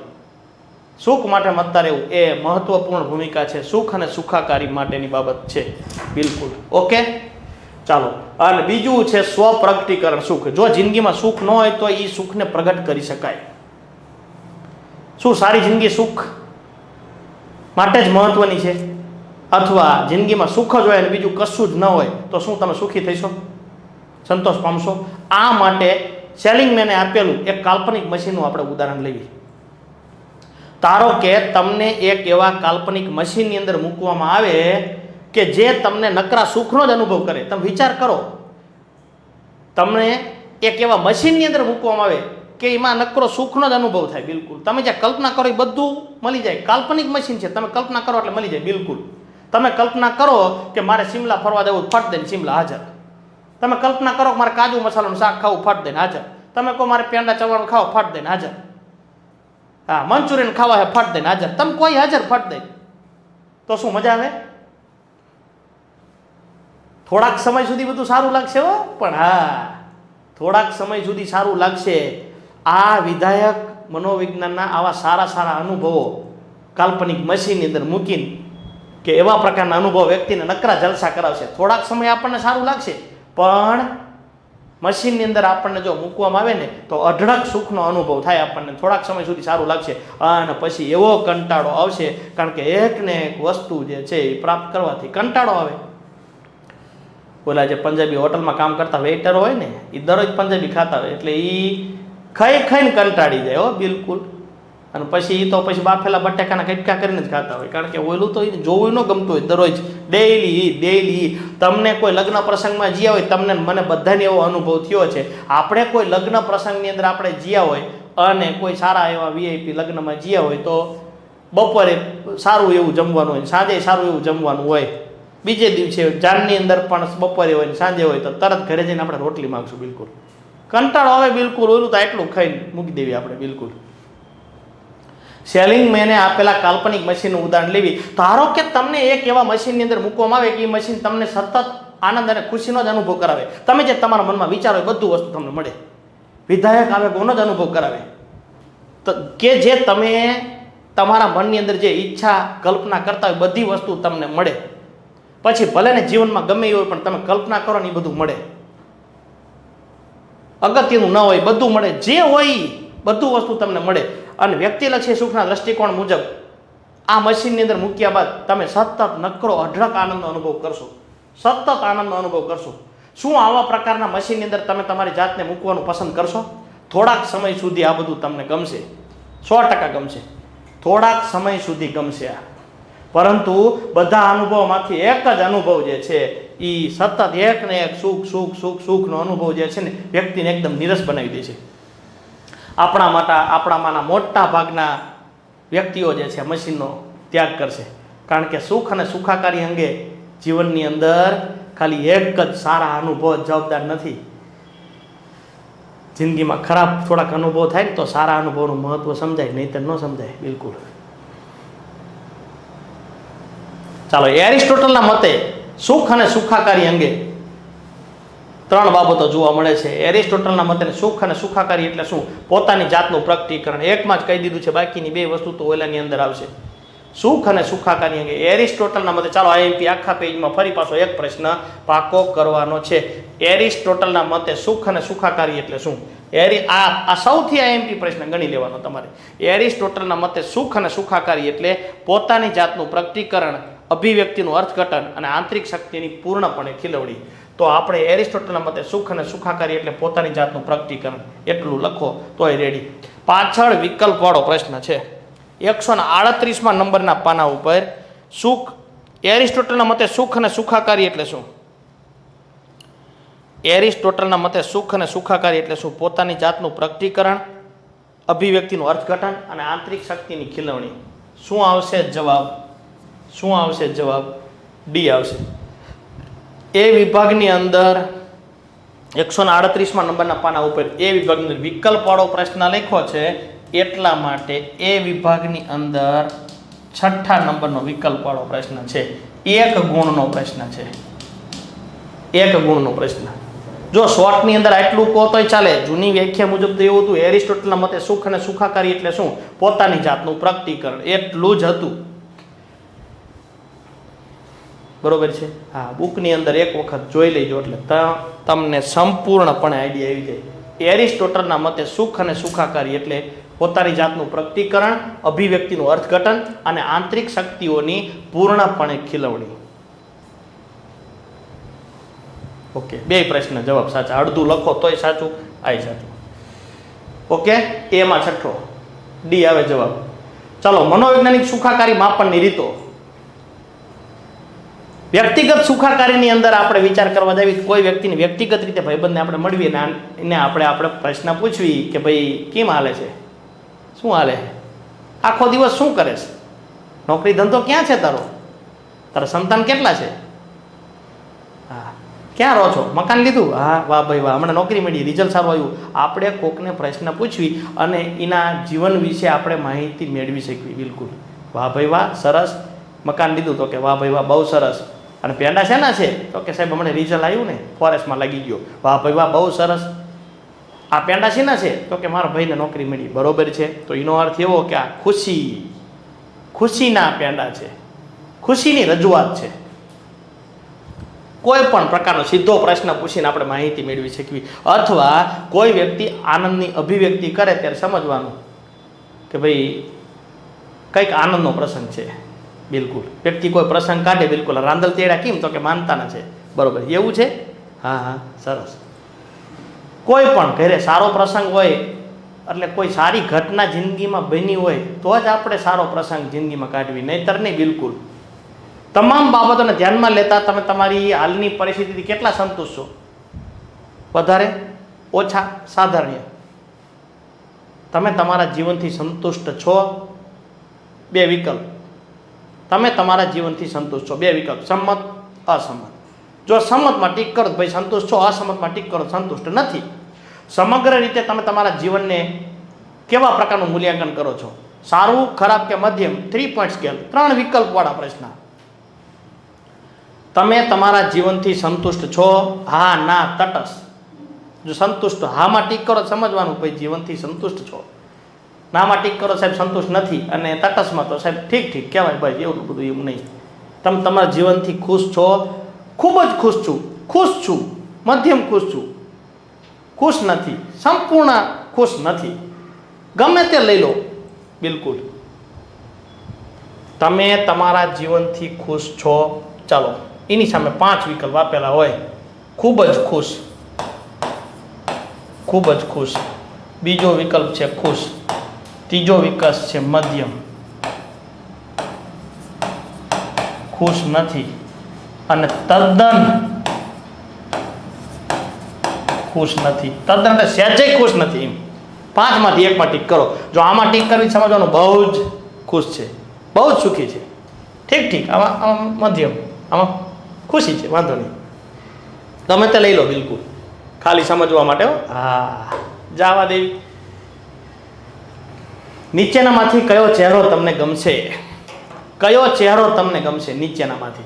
પહેલો ચહેરો છે, આવો ચહેરો ગમશે? બીજો, ત્રીજો, ચોથો, પાંચમો, કયો ચહેરો ગમશે? આ મોટી સ્માઇલ કરે છે, નાની સ્માઇલ કરે, ઠીક ઠીક, દાંત દેખાય સ્માઇલ કરે, આ સ્માઇલ કરે છે ખાલી, આ કંઈ નહીં, સ્માઇલે નહીં, દુઃખી નહીં, મીડિયમ. આ દુઃખી છે, આ તો હાવ દુઃખી છે, જો એડિયું પીધેલા જેવું મોઢું છે. હસતો ચહેરો, હૂંફાળો સંપર્ક ને આંખોમાં પ્રસન્નતા બધાને ગમે. એડિયું પીધેલા જેવું મોઢું, તેજ સ્વભાવ, કરોડો સ્વભાવ, લાલ આંખો, કરચલી પડી હોય કપાળ ઉપર, એવું કોઈ ન ગમે. ચાલો, આ 5 ચહેરામાંથી તમને કયો ચહેરો ગમે છે? આ બાબલું બધાને ગમે. નાનું બાળક હોય ને એ રડતું હોય કોઈને ન ગમે, હસતું હોય બધાને ગમે, આ ચહેરો બધાને ગમે. મનોવૈજ્ઞાનિક સુખાકારીની માપનની રીતો જણાવો. મનોવૈજ્ઞાનિક સુખાકારીની માપનની રીતો 3 છે. એક જીવન સંતોષ તુલા અને બીજું વિધાયક નિષેધક ભાવ તુલા. પહેલું છે જીવન સંતોષ તુલા અને બીજું છે વિધાયક નિષેધક ભાવ તુલા. જીવન સંતોષ તુલા અરે જીવનને, વ્યક્તિને પોતાના જીવનથી કેટલો સંતોષ છે અથવા વ્યક્તિ પોતે કેટલો સંતુષ્ટ છે તે વિશેની વ્યક્તિની પોતાની માન્યતા એને જીવન સંતોષ તુલા કહેવાય. વિધાયક ભાવ તુલા એટલે કે કયા કયા સારા ભાવો અનુભવે છે. સુખ, સુખાકારી, આનંદ, ઉત્સાહ, ઉલ્લાસ, સ્નેહ, પ્રેમ, હૂંફ, પ્રામાણિકતા, નિષ્ઠા, ધૈર્યરૂપ વર્તન, વિનય, વિવેક, વાણીની છટા, રમૂજ, નિખાલસતા, સારી સારી બાબતો અને ખરાબ બાબતો, ક્રોધ, ભય, બીક, તિરસ્કાર, ધૃણા, નફરત, દુશ્મનાવટ, વેરભાવના, કોઈના વિશે ઈર્ષા, ખરાબ કરવાની ભાવના, ખરાબ બાબતો, નિષેધક ભાવના. ખાલી સમજવા માટે કયું બાબલું ગમે? પેલું બાબલું બધાને ગમે. મનોવૈજ્ઞાનિક સુખાકારી માપનની રીતો જણાવો. ચાલો, બી વિભાગની અંદર 10મા નંબરનો પ્રશ્ન છે. આ પ્રશ્ન છે, આ ક્વેશ્ચન છે. મનોવૈજ્ઞાનિક સુખાકારીની માપનની રીતો 3 છે. ત્રણેય લખવાની. પેલું 2 લખ્યું હોય તો લખો.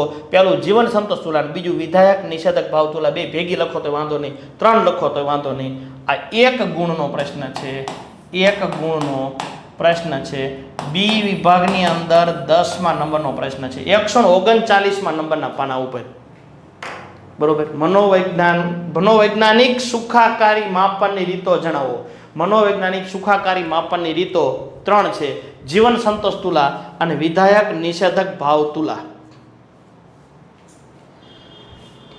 જીવન સંતોષ તુલા અને બીજું વિધાયક નિષેધક ભાવ તુલા. ઓકે, આ એક માત્ર પ્રશ્ન આખા પેજમાં જ પાકો કરવાનો, એક જ કરવાનો બિલ. અને પાછો બી વિભાગમાં એક જ લીટીનો છે. આ એમપી છે પાછો. ઓકે, ચાલો પહેલા લેવી જીવન સંતોષ તુલા, પછી પોઝિટિવ નેગેટિવ લઈ લઈશું. પહેલું લેવી જીવન સંતોષ તુલાના કોઈ પણ 5 વિધાનો બનાવો અને 5 વિધાનો બનાવીને તમે તમારી રીતે નક્કી કરો. 5 વિધાનો બનાવીને કોઈ એક જ વિધાન દ્વારા જીવન સંતોષનું માપન કરી શકાતું નથી. હું તમને એક પ્રશ્ન પૂછું કે ભાઈ તમને જીવનથી કેવો સંતોષ છે? તો કે સાહેબ મને સંતોષ છે. એક વિધાન દ્વારા માપન ન કરી શકાય. તમને તમારા જીવનથી કેવો સંતોષ છે જાણવા માટે એકાદ વિધાન કે એકાદ કથન દ્વારા વ્યક્તિના જીવન સંતોષ વિશે માહિતી મેળવી શકાય નહીં. એના માટે ઘણા બધા પ્રશ્નો બનાવવા પડે અને ઘણા બધા પ્રશ્નો બનાવો અને એમાંથી તમે જે કોઈ પણ પ્રકારનો સ્કોર મેળવીને જે પ્રાપ્ત કરો ને એને કહેવાય જીવન સંતોષ તુલા. ચાલો, જીવન સંતોષ તુલા વિશેની માહિતી મેળવી લેવી. કોઈ પણ ગમે તે 5 પ્રશ્નો બનાવી નાખો. બિલકુલ આ ક્રમ વિધાનો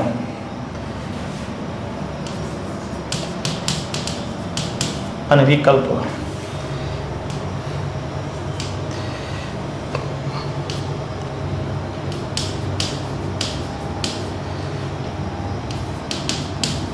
તમને કુટુંબ તરફથી સાથ મળે છે. મિત્રો, ગમે તે પ્રશ્નો બનાવી નાખવાના. મિત્રો મુશ્કેલીમાં મદદ કરે છે.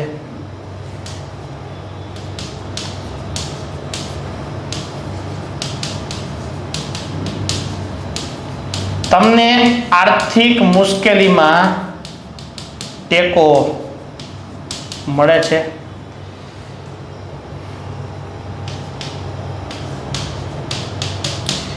મિત્રો સાથે મજા આવે છે.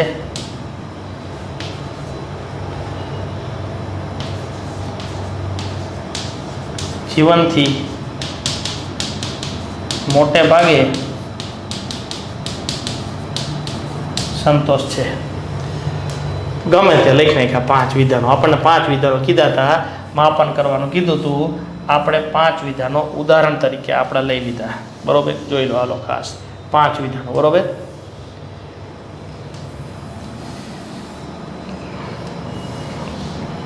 અને 5 વિધાનોની અંદર આપણે વિકલ્પો લઈ લીધા. 5 વિધાનોની અંદર આપણે આ વિકલ્પો લઈ લીધા. કયા કયા વિકલ્પો લીધા?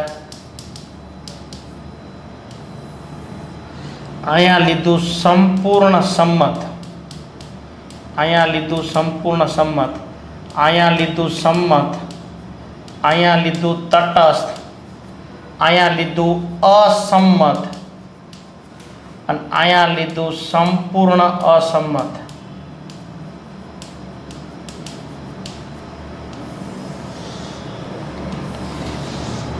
આ વિધાનની અંદર તમારે એકમાં ટીક કરવાનું છે અને અહીંયા જે તમને સ્કોર મળવાનો છે ને કુલનો સ્કોર મળવાનો છે.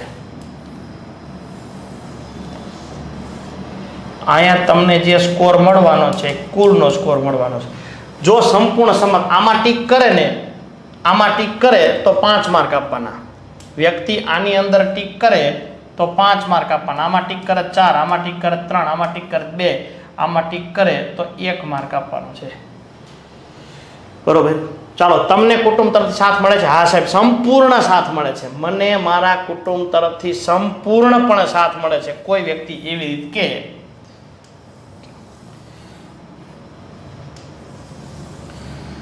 અહીંયા 7 જ વિકલ્પ દેવા એવું જરૂર નથી, 5 વિકલ્પ દેવાના. કયા કયા 5 વિકલ્પો નક્કી કર્યા?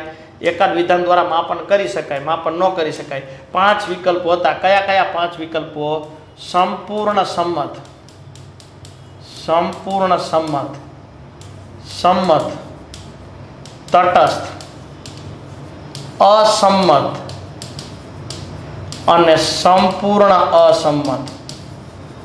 સંપૂર્ણ અસંમત.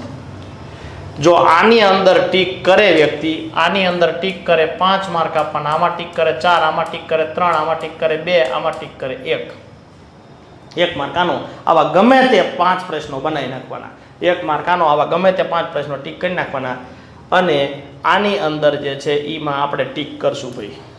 આની અંદર આપણે ટીક કરશું. ક્યાં ટીક કરવી? બિલકુલ. ચાલો, તમને તમારા કુટુંબ તરફથી સાથ મળે? હા સાહેબ, સંપૂર્ણ સાથ મળે. જ્યારે જોઈએ ત્યારે મિત્રો મુશ્કેલી મદદ કરે? હા, લગભગ કરે. સંપૂર્ણ, બિલકુલ. તમને આર્થિક મુશ્કેલીમાં કોઈ ટેકો આપે છે? સાહેબ, નો આપતા હોય ના પાડવાની. જો કાયમ આપતા હોય તો આમાં ટીક કરવાનું, આપતા હોય તો આમાં, ક્યારેક ક્યારેક આમાં, નહીં આમાં, તો આમાં કોઈ દી નહીં તો આમાં ટીક કરવાનું. સાહેબ, ક્યારેક ક્યારેક મદદ કરે છે. બરોબર. મિત્રો સાથે મજા આવે સાહેબ? બહુ મજા આવે સાહેબ. રખડપટ્ટી કરવાની તો આમાં ટીક કરવાનું. જીવનથી મોટે ભાગે સંતોષ છે? તો કે હા, લગભગ મોટે ભાગે 90% સંતોષ છે. બિલકુલ. તો આમાં માર્ક મૂકતા આવડે તમને? જીવન સંતોષ વિશે તમને માર્ક મૂકતા તો આવડે ભાઈ. માર્ક મૂકતા આવડે. આમાં 5, આમાં ટીક કરે 5 તો અહીં પાંચડો લખવાનો. આમાં ટીક કરે 4 તો આમાં ચોકડો લખવાનો. આમાં ટીક કરે તો 3 તો આમાં તગડો લખવાનો. આમાં ટીક કરે તો પાંચડો તો આમાં 5 લખવાના. આમાં ટીક કરે તો ચોગડો તો આપણે ચોગડો લખવાનો. કુલ સરવાળો કરો. 5 ને 4 9, 9 3 12, 12 ને 5 17, 17 ને 4 21. આનો સ્કોર કેટલો આવ્યો? 21 સ્કોર આવ્યો. 21. તો બધાનો વધારેમાં વધારે સ્કોર કેટલો આવે? બધા વધુમાં વધુ આમાં ટીક કરીએ કે આમાં તો 5 5 5 5 આવે. વધુમાં વધુ કેટલા આવે? 25 આવે. 25 માંથી સાહેબ 21 માર્ક આવ્યા. સારા કહેવાય એને. બિલકુલ. જો આવો સ્કોર જે છે પછી અહીંયા આપણે નક્કી કરવાનું. જો સ્કોર 0 થી 5 આવે, જો સ્કોર અહીં નથી હમણાં એવું એટલે હું અહીં લખું છું. જો સ્કોર 0 થી 5 આવે તો એને લખવાનું તદ્દન ઓછો જીવન સંતોષ. તદ્દન ઓછો જીવન સંતોષ છે એવો અર્થ થાય. 6 થી 10 ની વચમાં હોય તો એને ઓછો જીવન સંતોષ છે. ઓછો જીવન સંતોષ છે. 11 થી 15 ની વચમાં આવે તો મધ્યમ જીવન સંતોષ છે. 16 થી 20 ની વચમાં આવે તો વધુ જીવન સંતોષ છે.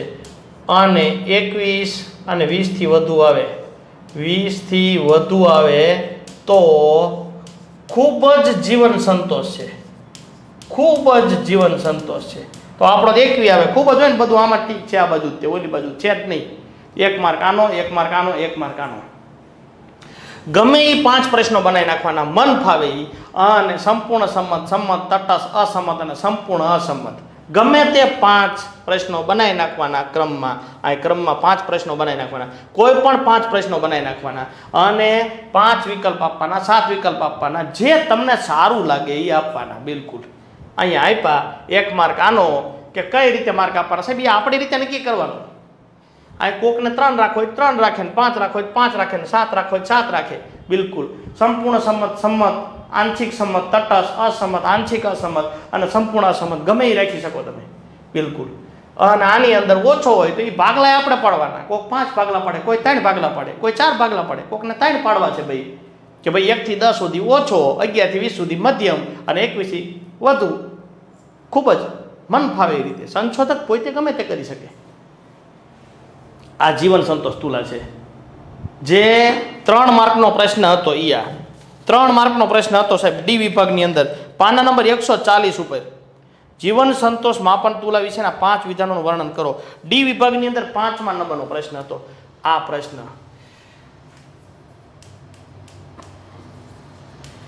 જીવન સંતોષ વિશેના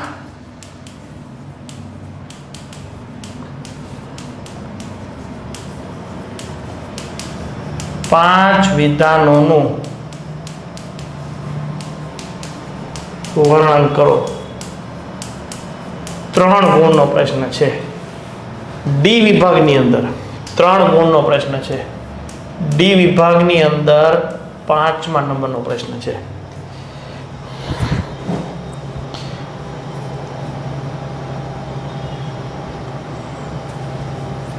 આટલું કરવાનું છે, જોઈ લો. એકાદ વિધાન દ્વારા માપન ન થાય. 3 માર્કનું 3 કરો, 3માં 3 મળે. આમાં કપાવવાનો પ્રશ્ન જ ઉભો નથી થતો માર્ક. અને આ સ્કોર ગમે આવે, ગમે ટીક કરી નાખવાના. આડે ધડ સરવાળો કરીને ગમે મૂકી દેવાનો. અહીંયા લખવાનો ઉપરની તુલામાં જીવન સંતોષ કેવો છે. ઉપરની તુલામાં અહીંયા નીચેની લીટી લખી નાખવાની. બિલકુલ ઉપરની તુલામાં જીવન સંતોષ કેવો છે. ખૂબ જ જીવન સંતોષ જોવા મળે છે. મારે નીચે જગ્યા નથી એટલે મેં અહીંયા લખ્યું, નીચે અહીંયા લખી નાખવાનું. બિલકુલ ચાલો જોઈ લો શું કરવાનું. આ સંપૂર્ણ સંમત, સંમત, તટસ્થ, અસંમત ને સંપૂર્ણ અસંમત. સંપૂર્ણ સંમત પછી સંપૂર્ણ કાઢી નાખવાનું, નીચે આવતું જવાનું. સંપૂર્ણ સંમત, સંમત, તટસ્થ, અસંમત, સંપૂર્ણ અસંમત લખી નાખવાનું. બિલકુલ જો ચોપડીમાં ખબર ન પડતા સ્પષ્ટ રીતે 5 પ્રશ્નો, 5 વિધાનો, આ સ્કોર આપવાની સ્ટાઇલ કઈ રીતે આ માર્ક મૂકવાના. એ આમાં ટીક કર્યું હોય તો એટલે એ ફિક્સ, પછી એને આધારે આપણે એ માર્ક મૂકી દીધા. બિલકુલ. અને સરવાળો કરી પછી આપણે નક્કી કર્યું હતું કે સ્કોર આની વચમાં આવે તો હું આવો કહીશ. તો આપણે 21 આવ્યો, 21 એમાં 20 થી વધુ તો ખૂબ જ જીવન સંતોષ છે એવું કહી શકાય.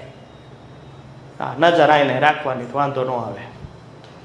જીવન સંતોષ વિશેના 5 વિધાનોનું વર્ણન અહીં રજૂ કરેલું છે. બિલકુલ ઓકે.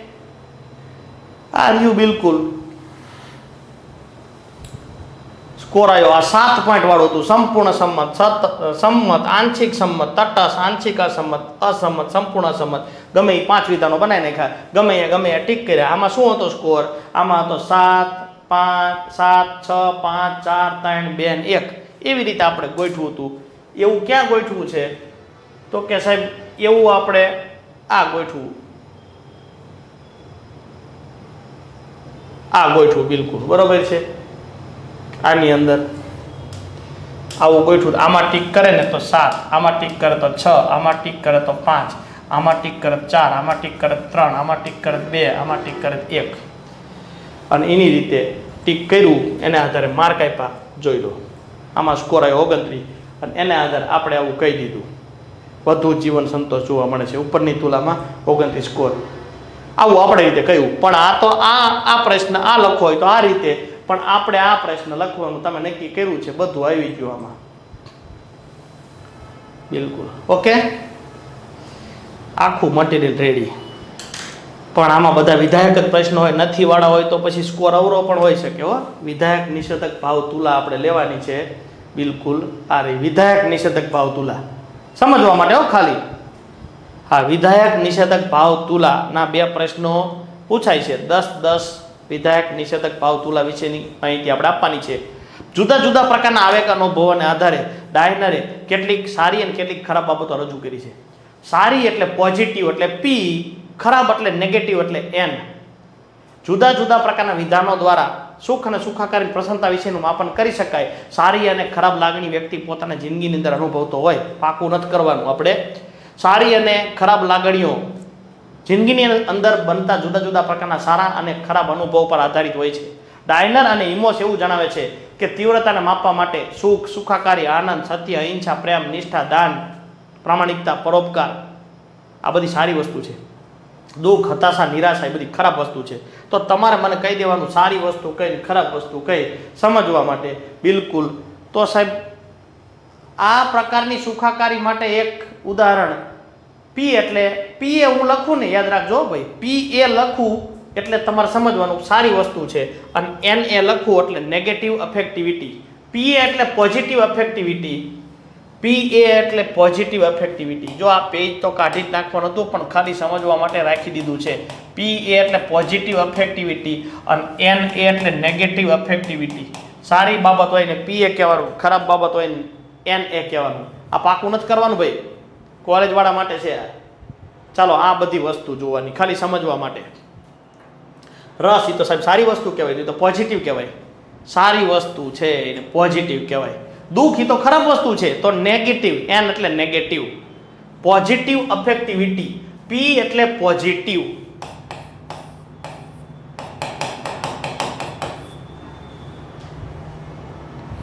અને નેગેટિવ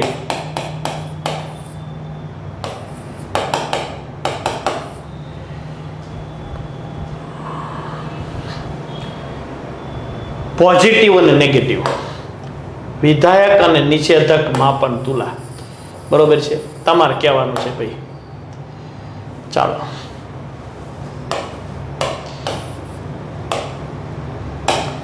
ચાલો રસ એ તો પોઝિટિવ, દુઃખ એ તો ખરાબ બાબત એટલે નેગેટિવ. ઉત્તેજના એ તો સારી વસ્તુ છે, ઉત્તેજિત થવું સારી વસ્તુ, પી એટલે પોઝિટિવ. વ્યાકુળ થવું, દુઃખી થવું નેગેટિવ. દ્રઢ મનોબળ તો સારી વસ્તુ કહેવાય, દોષ એ ખરાબ વસ્તુ કહેવાય, ગભરાટી ખરાબ વસ્તુ, વેર ભાવના એ ખરાબ વસ્તુ, ઉત્સાહ એ સારી વસ્તુ કહેવાય, પી એ ગૌરવ એ સારી વસ્તુ કહેવાય, પી એ ઉશ્કેરા ખરાબ વસ્તુ નેગેટિવ અફેક્ટિવિટી, સાવચેતી પી એ, શર્મિંદાપણું એને, પ્રેરણા એ તો સારી વસ્તુ છે, ખીણતા એ તો ખરાબ વસ્તુ, હતાશા, કૃત નિશ્ચયતા એ તો સારી વસ્તુ છે, નિશ્ચય કરવો એ તો વિનય વિવેક એ પોઝિટિવ વસ્તુ છે, માનસિક નિર્બળતા એટલે ખરાબ વસ્તુ છે, સક્રિયતા એ સારી વસ્તુ છે, અને ભય એટલે ડર પામવો એ ખરાબ બાબતો છે. કયા કયા જુદા જુદા પ્રકારના પાસાને મહત્વ આપવામાં આવે છે એ વસ્તુ છે હો પાછું. હા, 21મી સદીમાં કઈ કઈ બાબત નિષેધક બાબતોને મહત્વ આપવામાં આવ્યું હતું એ આપણે પાકું કરવાનું નથી, પણ સી વિભાગમાં 4થા નંબરનો પ્રશ્ન છે. વિધાયક નિષેધક ભાવ તુલામાં વિધાયક ભાવોની યાદી જણાવો. બિલકુલ. ચાલો સી વિભાગમાં 4થા નંબરનો પ્રશ્ન છે. સી વિભાગની અંદર 4થા નંબરનો પ્રશ્ન આપણે કરવાની જરૂર નહીં પડે, તમને આવડે જ છે. વિધાયક સી વિભાગમાં 4થો, વિધાયકની યાદી બનાવો. આમાંથી જ યાદી બનાવી એવું જરૂરી નથી. વિધાયકની યાદી બનાવો. સુખ આવે, સુખાકારી આવે, આનંદ આવે, ઉત્સાહ આવે, પ્રામાણિકતા આવે, મદદરૂપ થવાની ભાવના આવે. ખાલી સમજવા માટે આપણે ખાલી 5 મિનિટ વધારે લીધી છે. આ સારી બાબતો અને આ ખરાબ બાબતો કાઢી નાખ્યું તો ચાલે. બિલકુલ બધાને ખબર છે કે સારી બાબતો કઈ કઈ છે. તમને કીધું હોય કે 10 વસ્તુ સારી બોલો તો તમે બોલી શકો. કયા કયા? સુખ, સુખાકારી, વિનય, વિવેક, પાણીની છટા, રમૂજ, હસવું, નિખાલસતા, મદદરૂપ થવાની ભાવના, પરોપકાર, અહિંસા, પ્રેમ. આવી વસ્તુ જે છે એ વિધાયક વસ્તુ છે.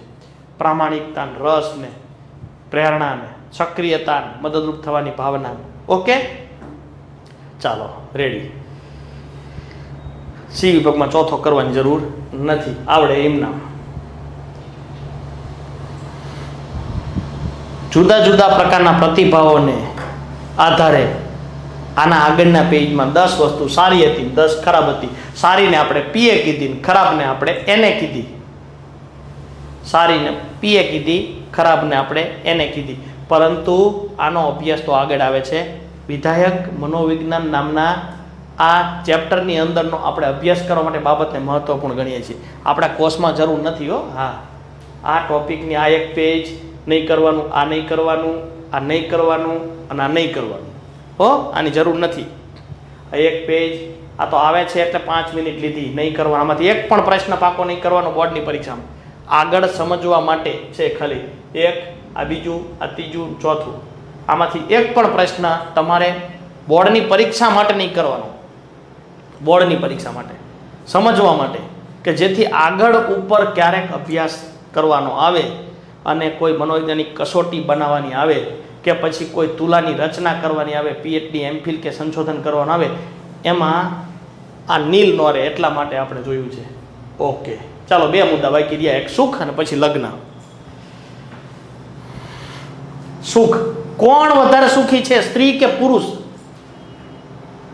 કુલ 16 દેશના 1,70,000 વ્યક્તિ પર થયેલા અભ્યાસને આધારે એવું જોવા મળ્યું કે સ્ત્રી અને પુરુષ બંનેમાંથી કોઈ વધારે સુખી નથી. બંને એક જ સરખા સુખી છે. સુખ, સંતોષ, આનંદ, ઉત્સાહ, જીવન સંતોષ અને વ્યક્તિની વર્તન રીતિ, જીવનશૈલીની અંદર લગભગ બંને સરખા સુખી છે. કોણ વધારે સુખી છે, સ્ત્રી કે પુરુષ?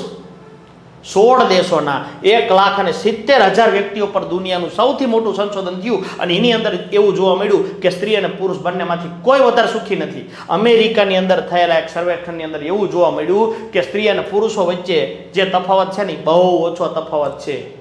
અમેરિકાની અંદર એક સંશોધન થયું, એની અંદર પણ એવું જોવા મળ્યું.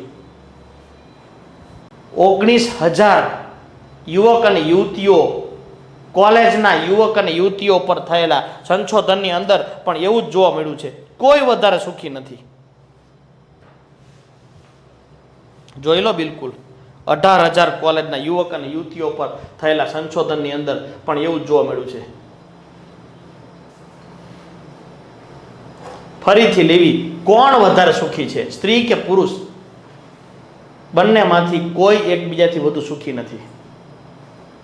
કુલ 16 દેશના 1,70,000 વ્યક્તિ પર થયેલા સંશોધનને આધારે એવું જોવા મળ્યું છે કે સ્ત્રી અને પુરુષ બંને સુખ અને સુખાકારીની બાબતમાં એકબીજાથી વધુ સુખી કોઈ નથી. બે લગભગ સુખી છે. એ વ્યક્તિગત બાબત છે, જાતિ સુખને અસર કરતું નથી. અમેરિકાની અંદર થયેલા કોલેજના 18,000 છોકરા અને છોકરીઓ, એટલે કોલેજમાં અભ્યાસ કરતા 18,000 યુવક અને યુવતીઓ પર થયેલા સંશોધનના આધારે એવું જોવા મળ્યું કે સુખ અને સુખાકારી અંગે કોઈ વધારે સુખી નથી. બંને લગભગ સરખા સુખી જોવા મળે છે. ત્યાર પછી એક અભ્યાસની અંદર 1984ની અભ્યાસની અંદર હેરિંગ સ્ટોક અને ઓકુનના અભ્યાસની અંદર એવું જોવા મળ્યું. 1984ની અંદર હેરિંગ સ્ટોક અને ઓકુનના અભ્યાસની અંદર એવું જોવા મળ્યું કે છોકરીઓ કરતાં છોકરામાં સુખનું પ્રમાણ થોડુંક વધારે હતું. સુખનું પ્રમાણ થોડુંક વધારે હતું. પુરુષોમાં સ્ત્રીઓની સરખામણીમાં સુખનું પ્રમાણ વધુ હતું. હેરિંગ સ્ટોક અને ઓકુનના અભ્યાસની અંદર એવું જોવા મળ્યું. વુડ, રોડ્સ અને વેલાનના સંશોધનની અંદર 5 જ વર્ષે વુડ, રોડ્સ અને વેલાનના સંશોધનની અંદર એવું જોવા મળ્યું કે પુરુષ કરતાં સ્ત્રીઓમાં સુખનું પ્રમાણ થોડુંક વધારે હતું. કારણ કે પુરુષે આખો દી કામ ધંધો, નોકરી ધંધો કરવાનું અને માથાકૂટ કરવાની, તો એના કરતાં સ્ત્રીએ ઘરે ઘરકામ કરવાનું અને બાકીના સમયમાં તો બપોરે આરામ પણ થઈ શકે અને ટીવી જોઈ શકે અને બીજા જુદા જુદા પ્રકારના સોશિયલ મીડિયાનો પણ ઉપયોગ કરી શકે. બરોબર, આવું જોવા મળે. એટલે કે પુરુષ કરતાં સ્ત્રીઓનું પ્રમાણ આ જમાનામાં સુખનું પ્રમાણ થોડુંક વધારે જોવા મળ્યું છે. પણ ઓલ ઓવર અભ્યાસની અંદર એવું જોવા મળે છે કે સ્ત્રી અને પુરુષ બંનેની અંદર કોઈ વધારે સુખી નથી. બંને લગભગ સરખા સુખી જોવા મળે છે. આખા પેજમાં એક પ્રશ્ન પાકો કરવાનો, સ્ત્રી અને પુરુષ બંનેમાંથી કોઈ વધારે સુખી નથી. લગભગ બંને સરખા જોવા મળે છે. બંને સરખા જોવા મળે છે. ચાલો વિકલ્પવાળો પ્રશ્ન. બંને સરખા સુખી જોવા મળે છે. 139માં પાના ઉપર વિકલ્પવાળો પ્રશ્ન બિલકુલ જોઈ લો. હાલો, વિધાયક મનોવિજ્ઞાનના મતે કોણ વધારે સુખી છે? બંને સરખા સુખી છે. સી જવાબ આવે. સી જવાબ. વિધાયક મનોવિજ્ઞાનના મતે કોણ વધારે સુખી છે? સ્ત્રી અને પુરુષ કોઈ નહીં, બંને સરખા સુખી છે. ચાલો, લગભગ 8મા નંબરનો વિકલ્પવાળો પ્રશ્ન છે. જુઓ તો લગભગ 8મો જ છે ને? હા, 8મો. 139માં નંબરના પાના ઉપર વિકલ્પવાળો 8મો પ્રશ્ન. કોણ વધારે સુખી છે? બંને સરખા સુખી છે. સ્ત્રી અને પુરુષ બંને સરખા સુખી, કોઈ વધારે સુખી નથી. આખું જોવા જેવી બિલકુલ.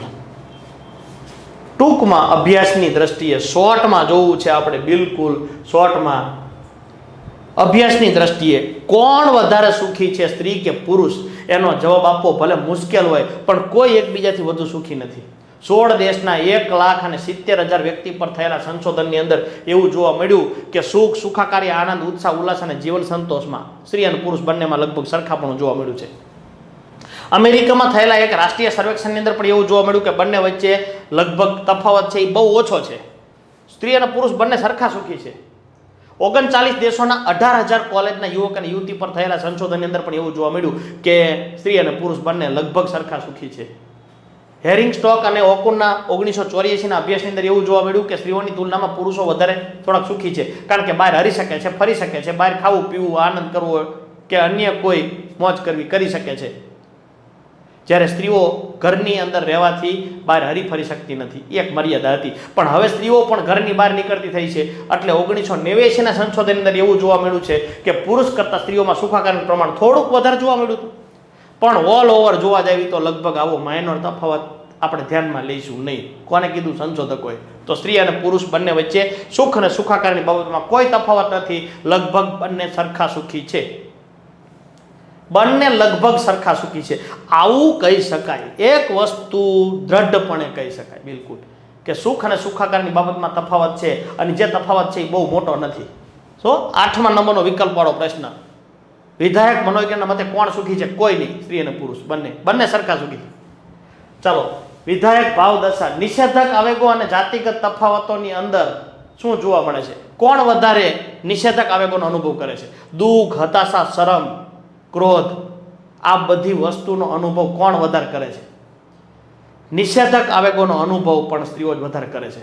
ઝડપથી એને ખોટું લાગી જાય, બિલકુલ હા, ખોટું લાગી જાય સ્ત્રીઓને પુરુષોની તુલનામાં. સામાન્ય રીતે નિષેધક આવેગો હતાશા, ઉદાસા, નિરાશા વગેરે અનુભવ થવાથી દુઃખ અને ખરાબ આવેગોનો અનુભવ પુરુષ કરતાં સ્ત્રીઓ વધારે કરે છે. રિઝલ્ટ ઓછું આવ્યું હોય, ધારા કરતાં ઓછા માર્ક આવે ને કોણ વધારે રડે? કહો તો, પુરુષો કે સ્ત્રી? છોકરીઓ. બોર્ડનું રિઝલ્ટ આવ્યું ત્યારે ઘણા બધા વિડીયો જોવા મળતા હતા. 89% આવ્યા હોય એ છોકરી રોતી હતી તો ભાઈ મારે A1 ગ્રેડ ન આવ્યો, અને ઓલો 50% વાળો જે છે એ પેંડા વેચતો હતો. છોકરો ખિન્નતા, ચિંતા, હતાશા, વ્યગ્રતા વગેરે નિષેધક આવેગોની તુલનાની દ્રષ્ટિએ આપણે જોવા જઈએ તો છોકરાઓ કરતાં છોકરીઓની અંદર આવી ખોટે ખોટી ચિંતાનું પ્રમાણ વધુ જોવા મળે છે. એમાંય પાછું 11 થી 15 વર્ષની છોકરીની અંદર તો આનું પ્રમાણ વધારે જોવા મળે છે. એક પ્રકારની સામાન્ય વિકૃતિ તરીકે ઓળખી શકાય. ભય, ક્રોધ, બીક, તિરસ્કાર, ઘૃણા, નફરત. સ્ત્રીઓ જે છે પ્રેમ કરી જાણે પણ નફરત પણ કરી જાણે હો, બિલકુલ. ભય, ચિંતા, શરમ, દોષભાવ વગેરેની બાબતો જે છે એ વ્યાપક પ્રમાણમાં જોવા મળે છે. આમ કહીએ તો સ્ત્રીઓ નિષેધક આવેગોની તુલનાની દ્રષ્ટિએ પુરુષ કરતાં તો ઘણી બધી આગળ છે. સ્ત્રીઓ નિષેધક આવેગોનો અનુભવ બહુ કરે છે, સાથે સાથે આવેગની અભિવ્યક્તિ પણ બહુ કરે છે. બિલકુલ રડે છે. કોણ વધારે રડે છે? ભાઈ કોઈ અવસર પ્રસંગ હોય ત્યારે કોઈ બેનપણીને સાસરે જતા જોવે તોય રડવા લાગે છે. પુરુષ રડે છે? ના. કોઈ દુઃખના પ્રસંગની અંદર કોઈ મૃત્યુ પામ્યું હોય યા કોણ રડે છે? સ્ત્રીઓ? પુરુષો? સ્ત્રીઓ. પુરુષોમાં રડવાનું પ્રમાણ ઓછું જોવા મળે છે. અરે ટકા ઓછા આવ્યા હોય કે પ્રેમમાં નિષ્ફળતા મળી હોય કે પછી લગ્નમાં નિષ્ફળતા કે ધંધામાં ખોટ હોય કે કોઈ પણ જગ્યાએ જ્યારે ખરાબ અનુભવ થાય ત્યારે દુઃખી કોણ વધારે જોવા મળે છે? સ્ત્રીઓ જોવા મળે છે. દુઃખી સ્ત્રીઓ જ્યારે દુઃખી થાય ત્યારે શું કરશે? સ્ત્રીઓ જ્યારે દુઃખી થાય ત્યારે દલીલ કરશે, જીભાજોડી કરશે, સંબંધોનો અંત લાવી જેવા પ્રકારની પરિસ્થિતિ જોવા મળશે. સ્ત્રીઓ સામે નિષેધક આવેગો પેદા કરતી પરિસ્થિતિ રજૂ કરવામાં આવે તો પુરુષો કરતાં દુઃખ વધારે અભિવ્યક્ત કરે છે.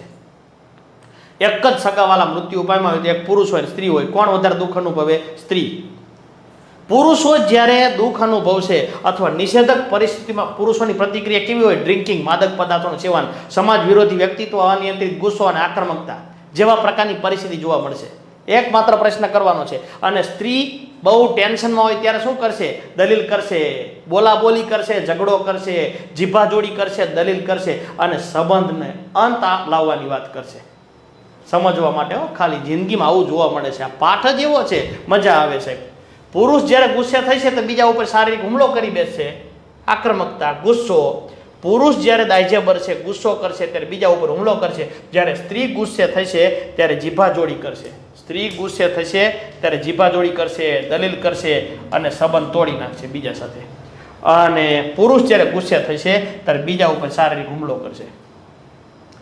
પુરુષોમાં નિષેધક પરિસ્થિતિમાં કેવા પ્રકારનું વલણ જોવા મળે છે? માદક પદાર્થોનું સેવન, સમાજ વિરોધી વ્યક્તિત્વ, અનિયંત્રિત ગુસ્સો અને આક્રમકતા જેવા પ્રકારની પરિસ્થિતિ જોવા મળે છે. ચાલો, સી વિભાગની અંદર પ્રશ્ન હતો 5મા નંબરનો. સી વિભાગની અંદર 5મા નંબરનો પ્રશ્ન, 2 ગુણનો પ્રશ્ન પાછો. સી વિભાગમાં 5મા નંબરનો પ્રશ્ન, નિષેધક પરિસ્થિતિમાં પુરુષોમાં કેવા પ્રકારની પ્રવૃત્તિ જોવા મળે છે? નિષેધક પરિસ્થિતિની અંદર પુરુષોમાં માદક પદાર્થોનું સેવન, સમાજ વિરોધી વ્યક્તિત્વ, અનિયંત્રિત ગુસ્સો અને આક્રમકતા જેવા પ્રકારની પરિસ્થિતિ જોવા મળે છે. જ્યારે નિષેધક આવેગોની તુલનામાં સ્ત્રીઓ આવા આવેગનો અનુભવ પુરુષ કરતાં વધારે કરે છે. સમજવા માટે જ્યારે પુરુષ દાજ્ય પડશે ને ગમે એ વસ્તુનો ઘા કરશે અથવા ગમે એ ઉપર શારીરિક હુમલો કરી દેશે, અને સ્ત્રીઓ જ્યારે દાજ્ય પડશે, ગુસ્સે થશે ને ત્યારે દલીલ કરશે, જીભાજોડી કરશે, સંબંધોનો અંત લાવવાની પરિસ્થિતિ કરશે. સમજવા માટે ખાલી, પરીક્ષા માટે ખાલી દૂધિયા કલરથી. સી વિભાગમાં પુરુષોમાં નિષેધક પરિસ્થિતિમાં કેવા પ્રકારની પ્રતિક્રિયા જોવા મળે છે? પુરુષોમાં નિષેધક પ્રકારની પરિસ્થિતિની અંદર જોવા મળશે. બિલકુલ.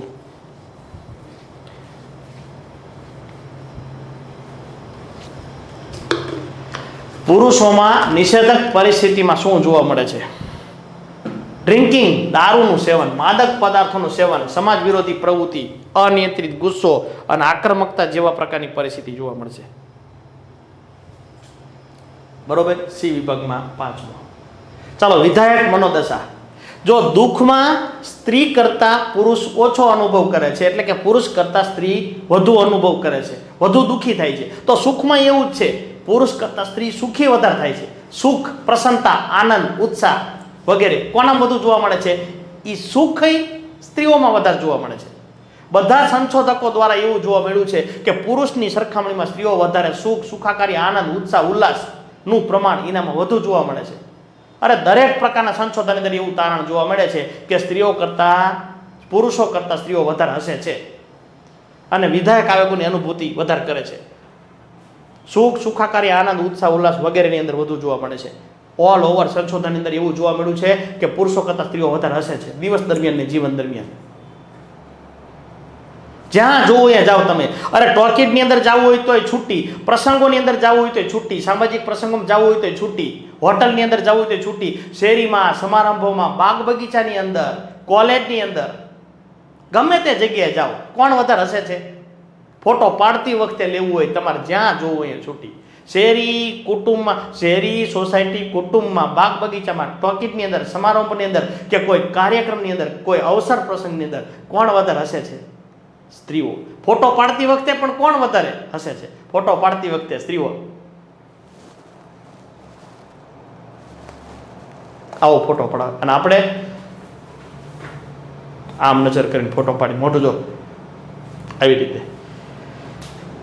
પુરુષો કરતા સ્ત્રીઓ વધારે હસે છે. તો સુખ, સુખાકારી, આનંદ, ઉત્સાહ અને ઉલ્લાસનો અનુભવ કોણ વધારે કરે છે? તો પુરુષો કરતા સ્ત્રીઓ વિધાયક આવેગોનો અનુભવ વધારે કરે છે અને નિષેધક આવેગોનો અનુભવ પણ વધારે કરે છે. પોઝિટિવ, નેગેટિવ, બિનશાબ્દિક સંકેતોને કોઈ બોલ્યા વગર, કોઈ નાની ઉંમરના છોકરાથી માંડીને મોટી ઉંમરનો કોઈ પણ પ્રકારનો પુરુષ, કોઈ સ્ત્રી પોતાની સામે કઈ દ્રષ્ટિ જોવે ને એની ખબર પડી જાય. ઈશ્વરે એને 6ઠી ઇન્દ્રિય આપેલી છે. જો એની ઈચ્છા ન હોય તો એની સામે કોઈ જોઈ ન શકે. ઈચ્છા ન હોય તો પુરુષ કરતા સ્ત્રી પહેલા એની દ્રષ્ટિને, એની નજરને પારખી લે. ઈશ્વર એને 6ઠી ઇન્દ્રિય આપેલી છે. બિનશાબ્દિક સંકેતોને પારખવામાં કોણ વધારે કુશળ છે? બિનશાબ્દિક સંકેતોને પારખવામાં પુરુષો કરતા સ્ત્રીઓ વધારે કુશળ છે. કોણ કુશળ છે? સ્ત્રીઓ. બિનશાબ્દિક સંકેતોને, કદાચ એ વિભાગની અંદર 9મા નંબરનો પ્રશ્ન છે. બિનશાબ્દિક સંકેતોને પારખવામાં કોણ વધારે કુશળ છે? સ્ત્રીઓ. 1 ગુણનો પ્રશ્ન છે, વિકલ્પવાળો 1 ગુણનો.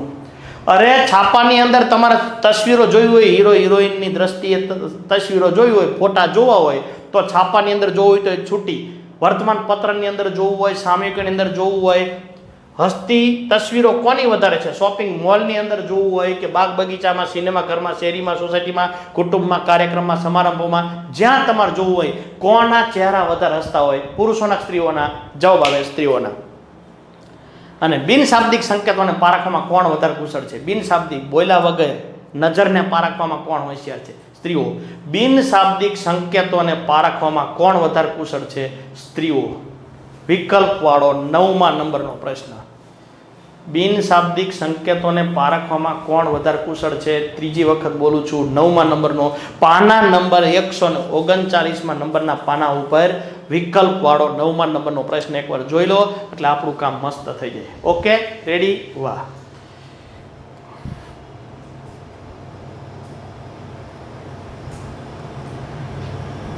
ચાલો, લગ્ન અને સુખ.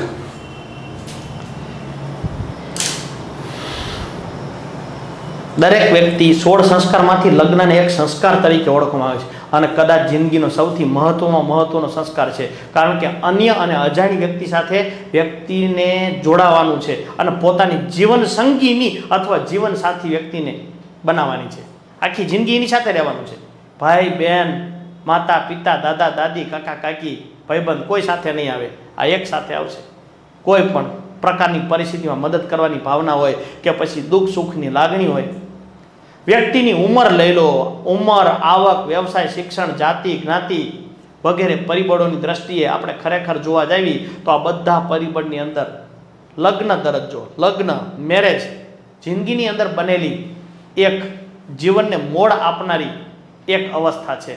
વ્યક્તિલક્ષી સુખાકારી પર આ પરિબળ એવું છે કે બીજા બધા પરિબળ કરતાં સૌથી વધુ અસર કરે છે. જેટલા લોકો આ દુનિયાની અંદર છે એમાંથી 90% લોકો સુખી છે લગ્ન કરેલા.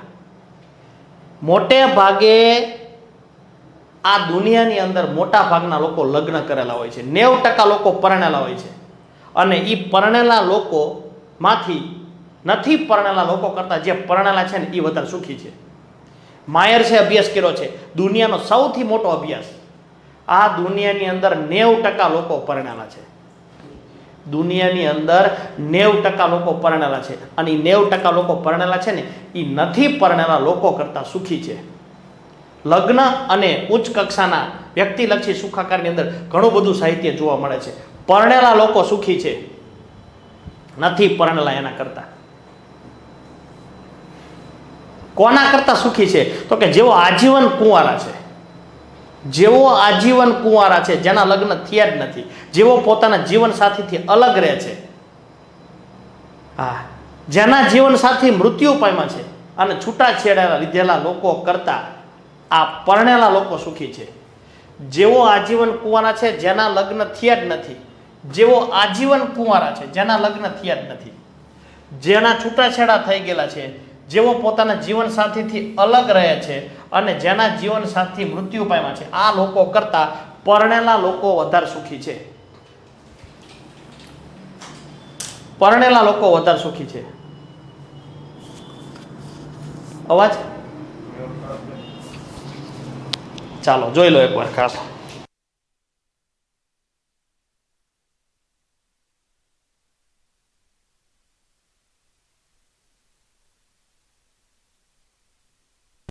ચાલો, પરણેલા લોકો સુખી છે. કોનાથી વધુ સુખી છે?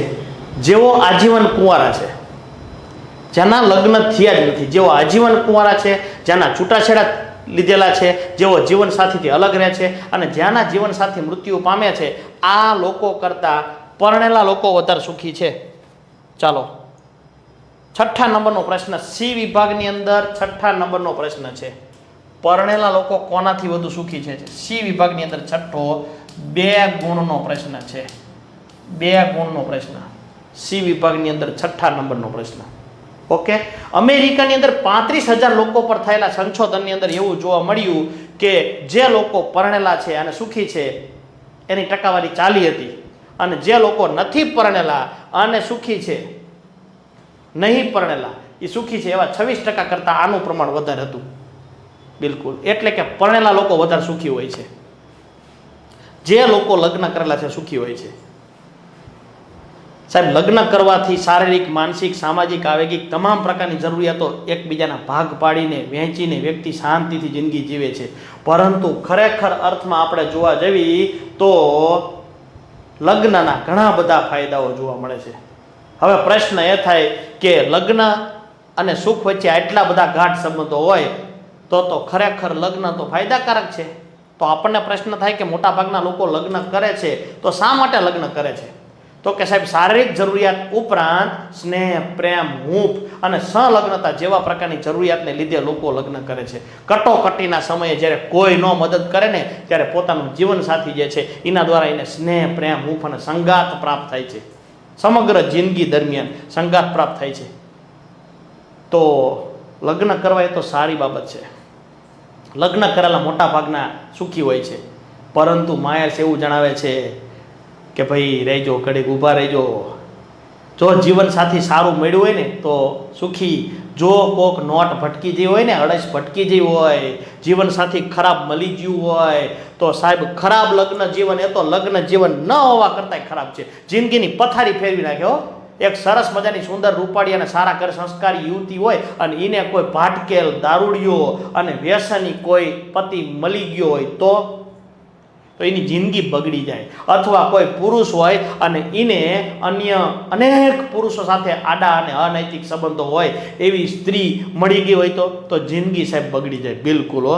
માતા પિતાને સાચવે નહીં. જે માતા પિતાએ દીકરાને મોટો કર્યો હોય લગ્ન પછી જુદા થઈ જાય, કોઈ જ જાતનું બોલાવે ચાલે વ્યવહાર ન રહે દીકરાને માતા વચ્ચે, આવા કિસ્સાઓ આપણે સમાજમાં જોયા છે, ઝઘડા કરતા જોયા છે. તો ખરાબ લગ્ન જીવન લગ્ન જીવન ન હોવા કરતાંય ખરાબ છે. હા, ખરાબ માયર્સ જણાવે છે કે વ્યક્તિલક્ષી સુખાકારીની બાબતમાં ખરાબ લગ્ન જીવન એ લગ્ન જીવન ન હોવા કરતાંય ખરાબ છે. ચાલો, હા, સી વિભાગની અંદર 7મા નંબરનો પ્રશ્ન. સી વિભાગની અંદર 7મા નંબરનો પ્રશ્ન 2 માર્કનો પ્રશ્ન છે, 2 ગુણનો પ્રશ્ન છે. સી વિભાગમાં 7મા નંબરનો. બરોબર છે. માયર્સ જણાવે છે કે વ્યક્તિલક્ષી સુખાકારીની બાબતમાં ખરાબ લગ્ન જીવન એ લગ્ન જીવન ન હોવા કરતાં ખરાબ છે. લગ્ન કરવા એ સારી વસ્તુ છે, પણ જો જીવનસાથી એટલું બધું ખરાબ ધકી ગયું હોય સાહેબ તો પછી એના કરતાં લગ્ન ન કરવા સારા. પણ વ્યક્તિ જ્યારે કોઈ મૃત્યુ, છૂટાછેડા, અલગ થવાને કારણે જ્યારે લગ્ન જીવનનો જ્યારે અંત આવે છે ને ત્યારે વ્યક્તિલક્ષી સુખાકારીની બાબતમાં ઘટાડો થાય છે. સુખાકારીની બાબતમાં શેમાં ઘટાડો થાય છે તો કે લગ્નના ફાયદાઓ એ બાબતથી એ પણ જોઈ શકાય છે કે જેઓ અપરિણિત છે, એકલા જીવે છે, જેઓ લગ્ન નથી કરેલા, એકલા જીવે છે, જેને મિત્રો ઓછા છે, વિધવા, વિધુર, છૂટાછેડા થયેલા, આવા બધા લોકો જે છે ને એમાં માનસિક માંદગીનું પ્રમાણ પણ વધુ જોવા મળ્યું છે.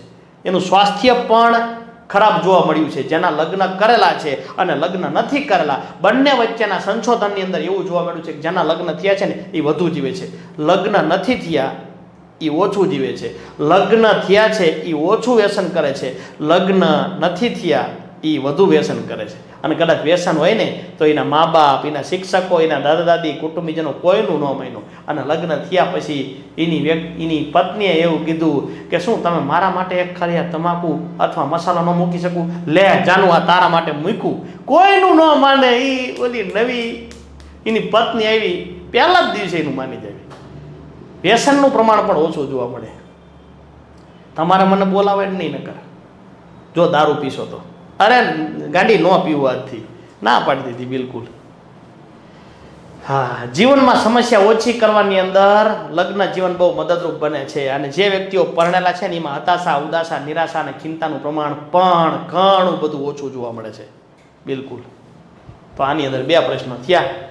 વ્યક્તિગત સુખાકારીની બાબતમાં ખરાબ લગ્ન જીવન એ લગ્ન જીવન ન હોવા કરતાં ખરાબ છે. અને સુખ અને સંસ્કૃતિની દ્રષ્ટિએ આપણે વાત કરવા જાવી તો સંસ્કૃતિ કોને કહેવાય? તો કે માનવી એક સામાજિક પ્રાણી છે, સમાજની અસર વગર રહી શકે નહીં. જેવા પ્રકારના સમાજ અને સંસ્કૃતિમાં રહે એવા પ્રકારના વ્યક્તિ બની જાય. સુખ અને સંસ્કૃતિની અંદર દ્રષ્ટિએ આપણે વાત કરવા જાવી તો સંસ્કૃતિમાં શું આવે? સમાજના ધારાધોરણો, રીત રિવાજો, મૂલ્યો, માન્યતાઓ, પરંપરાઓ વગેરે એની અંદર આવે.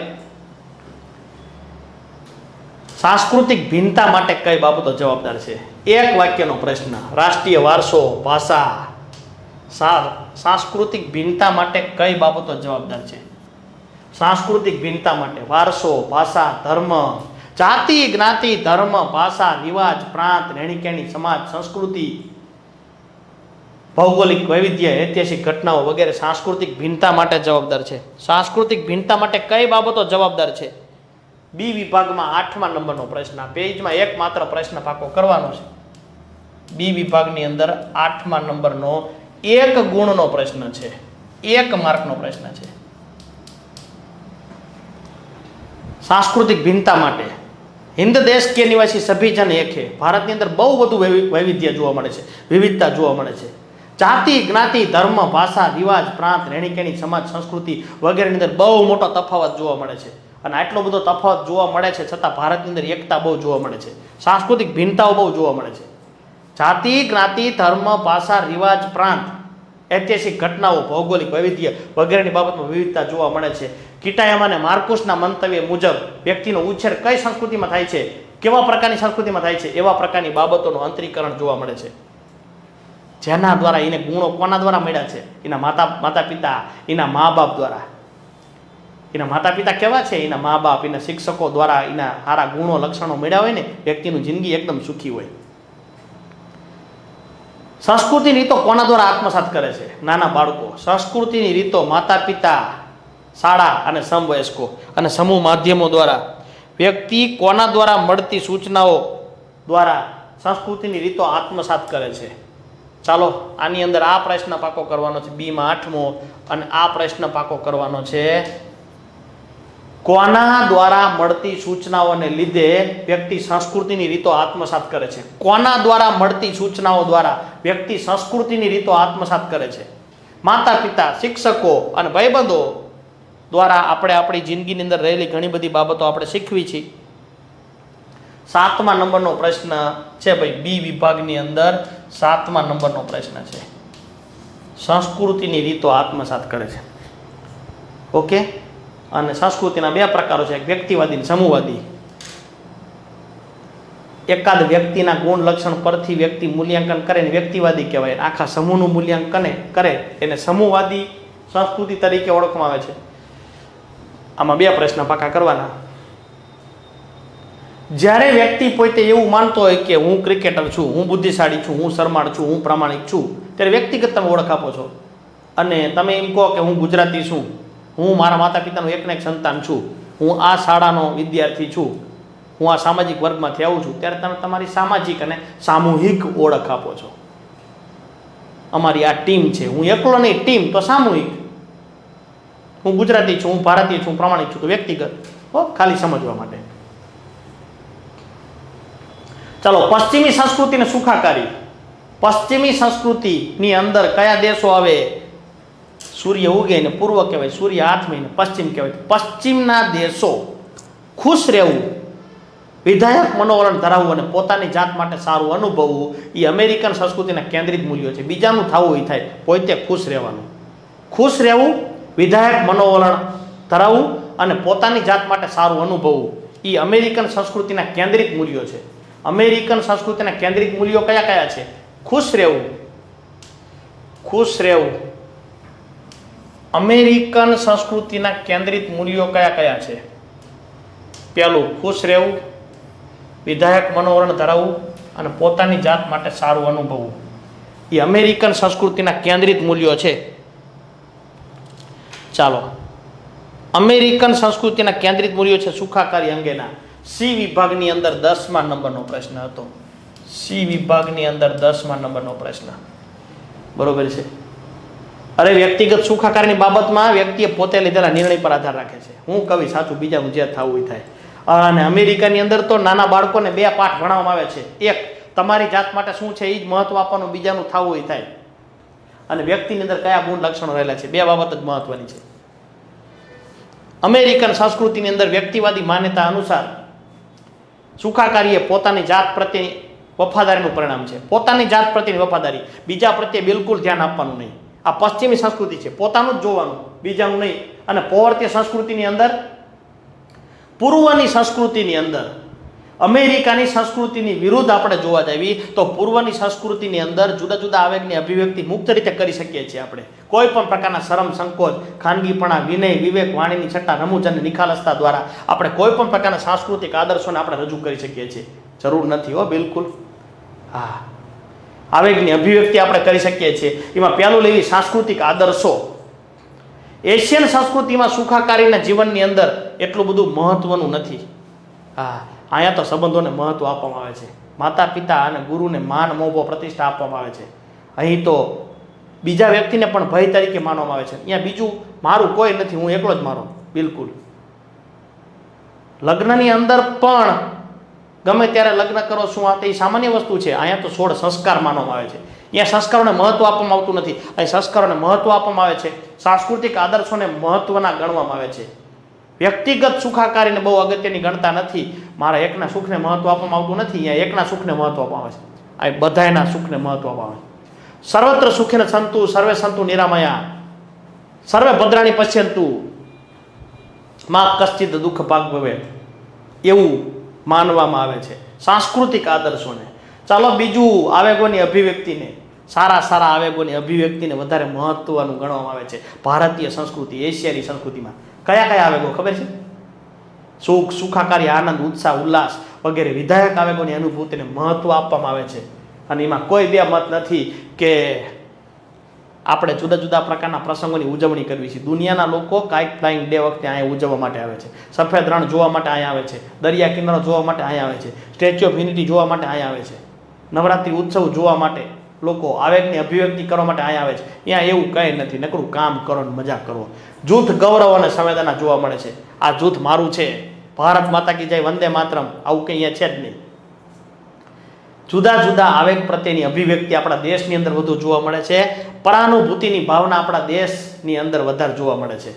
આપણા અને પૂર્વના દેશોમાં તમે તમારી જાતને કઈ રીતે મૂલવો છો એના કરતાં હું મારા સમૂહને મહત્વ આપું છું, મારી ટીમને મહત્વ આપું છું. અમારા ક્લાસનો વિદ્યાર્થી છે, અમારા ગામનો છે, અમારા દેશનો છે, અમારા તાલુકાનો છે, અમારા જ્ઞાતિનો વ્યક્તિ છે, અમારા જાતિનો વ્યક્તિ છે, અમારા ધર્મનો વ્યક્તિ છે. આ બધે અમારું, મારું નહીં, અમારું, અહીંયા મારું. અને છેલ્લું છે કે સ્વ આલોચક મનોવલણો પણ જોવા મળે છે. અહીંયા સ્વ આલોચક મનોવલણો.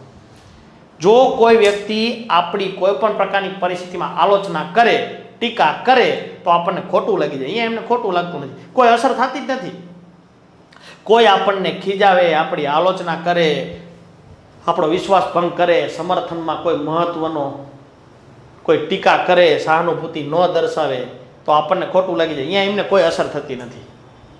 અમેરિકાની અંદર એક કહેવત છે કે જો તમે બીજા વ્યક્તિ વિશે સારું ન બોલી શકો તો કંઈ નહીં, પણ ખરાબ તો નહીં જ બોલવાનું બિલકુલ. તો તમારે કાંઈ બોલવાની જરૂર નથી, તો ન બોલશો વાંધો નહીં. અને એશિયન સંસ્કૃતિની અંદર લોકો કહે છે કે જો તમારી ઉણપોને કબૂલી ન શકતા હોય તો બિલકુલ બીજાની સહાનુભૂતિની અપેક્ષા ન રાખો. તમે બીજાને મદદ ન કરો તો પછી તમને કોઈ મદદ ન કરે. આના પ્રત્યે મહત્વની ભાવના ગણવામાં આવે છે. જોવી આપણે પ્રશ્નો. આઈએમપી પ્રશ્નની વાત કરવી. એ વિભાગમાં પ્રશ્ન પૂછાતો નથી એટલે છેલ્લે આપણે પૂર્વ અને પશ્ચિમની સંસ્કૃતિ વિશેની શોર્ટ માહિતી જોઈ. બિલકુલ ઓકે. ચાલો વિકલ્પવાળા પ્રશ્નોની અંદર આપણે જોવાનું છે. ચાલો જવાબ તમારે દેવાનો છે ભાઈ. વિકલ્પવાળા પ્રશ્નની અંદરની માહિતી સ્ટાર્ટ કરો ભાઈ. હાલો તાણે.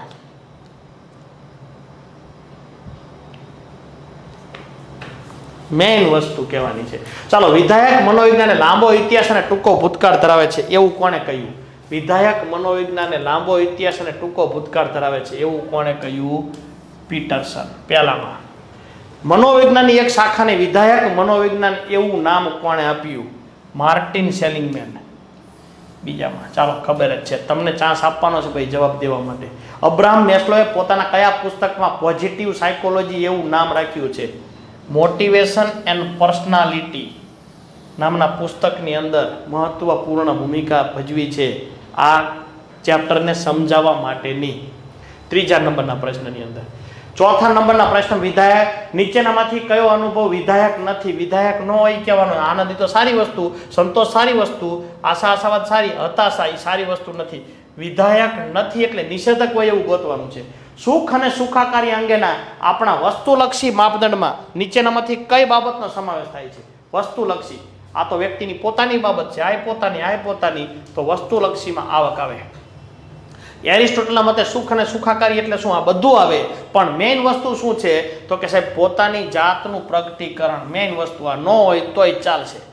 ત્રણેય આવે, પણ આ વિકલ્પ આપેલો હોય ત્યાં સુધી કોઈ પ્રશ્ન નથી. આપણે ત્રણેય આટલું લખો એટલે તમારું આ બે ઓલરેડી આની અંદર આવી જ જાય.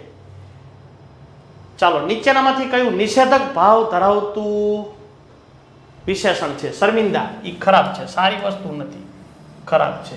વિધાયક મનોવૈજ્ઞાનિકોના મતે કોણ વધારે સુખી છે? સાહેબ બંને સરખા સુખી છે. બિનશાબ્દિક સંકેતોને પારખવામાં કોણ વધારે કુશળ જોવા મળે છે? સ્ત્રીઓ વધારે કુશળ જોવા મળે છે.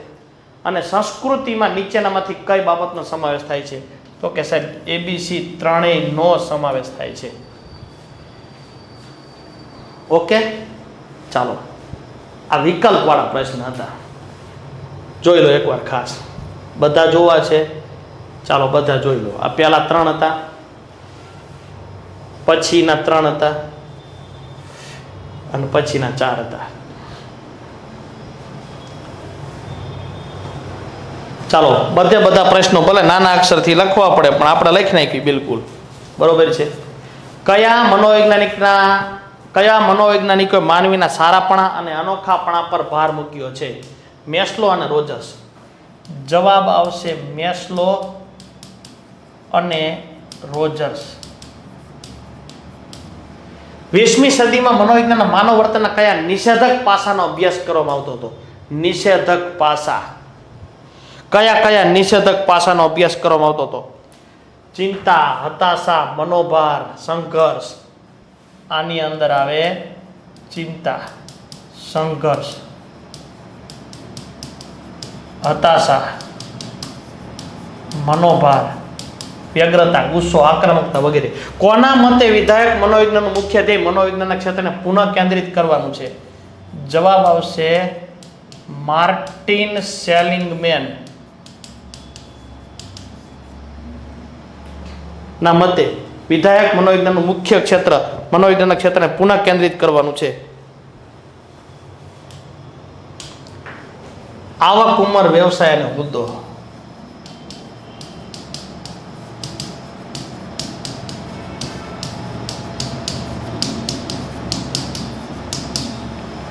સુખ અને સુખાકારી અંગેના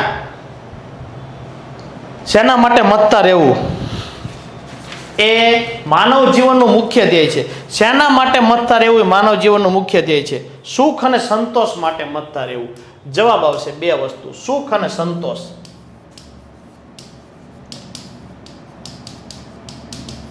સુખ અને સંતોષ. લગ્ન જીવનના અંતથી શેમાં ખોટ આવે છે અને ઘટાડો થાય છે? લગ્ન જીવનના અંતથી શેમાં ખોટ આવે છે અને ઘટાડો થાય છે? સ્નેહ, પ્રેમ, હૂંફ, સંગાત. સ્નેહ, પ્રેમ, હૂંફ, સંગાત, આર્થિક સ્ત્રોત માં ઘટાડો થાય છે. વ્યક્તિ કોના દ્વારા મળતી સૂચનાઓ દ્વારા સંસ્કૃતિની રીતો આત્મસાત કરે છે? કોના દ્વારા? માતા પિતા, કુટુંબ એટલે કે માતા પિતા, શિક્ષકો, સમવયસ્કો એટલે કે મિત્રો, પાડોશીઓ વગેરે દ્વારા આપણું સામાજિકરણ થયું છે, વગેરે દ્વારા. સાંસ્કૃતિક ભિન્નતા માટે કઈ બાબતો જવાબદાર છે? સાંસ્કૃતિક ભિન્નતા માટે રાષ્ટ્રીય વારસો, ભાષા, ધર્મ,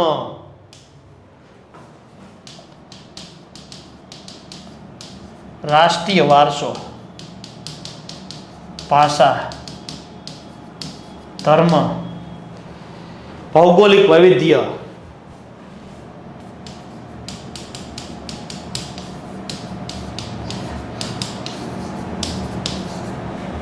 ઐતિહાસિક ઘટનાઓ વગેરે.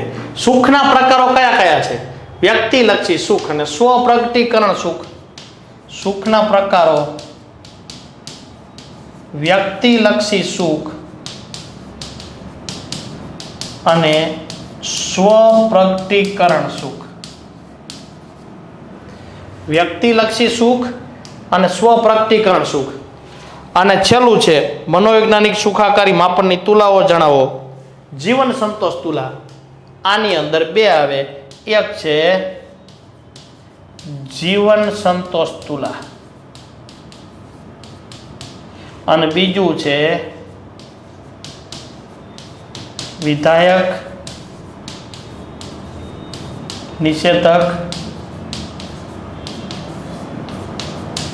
ભાવ તુલા. જોઈ લો એકવાર.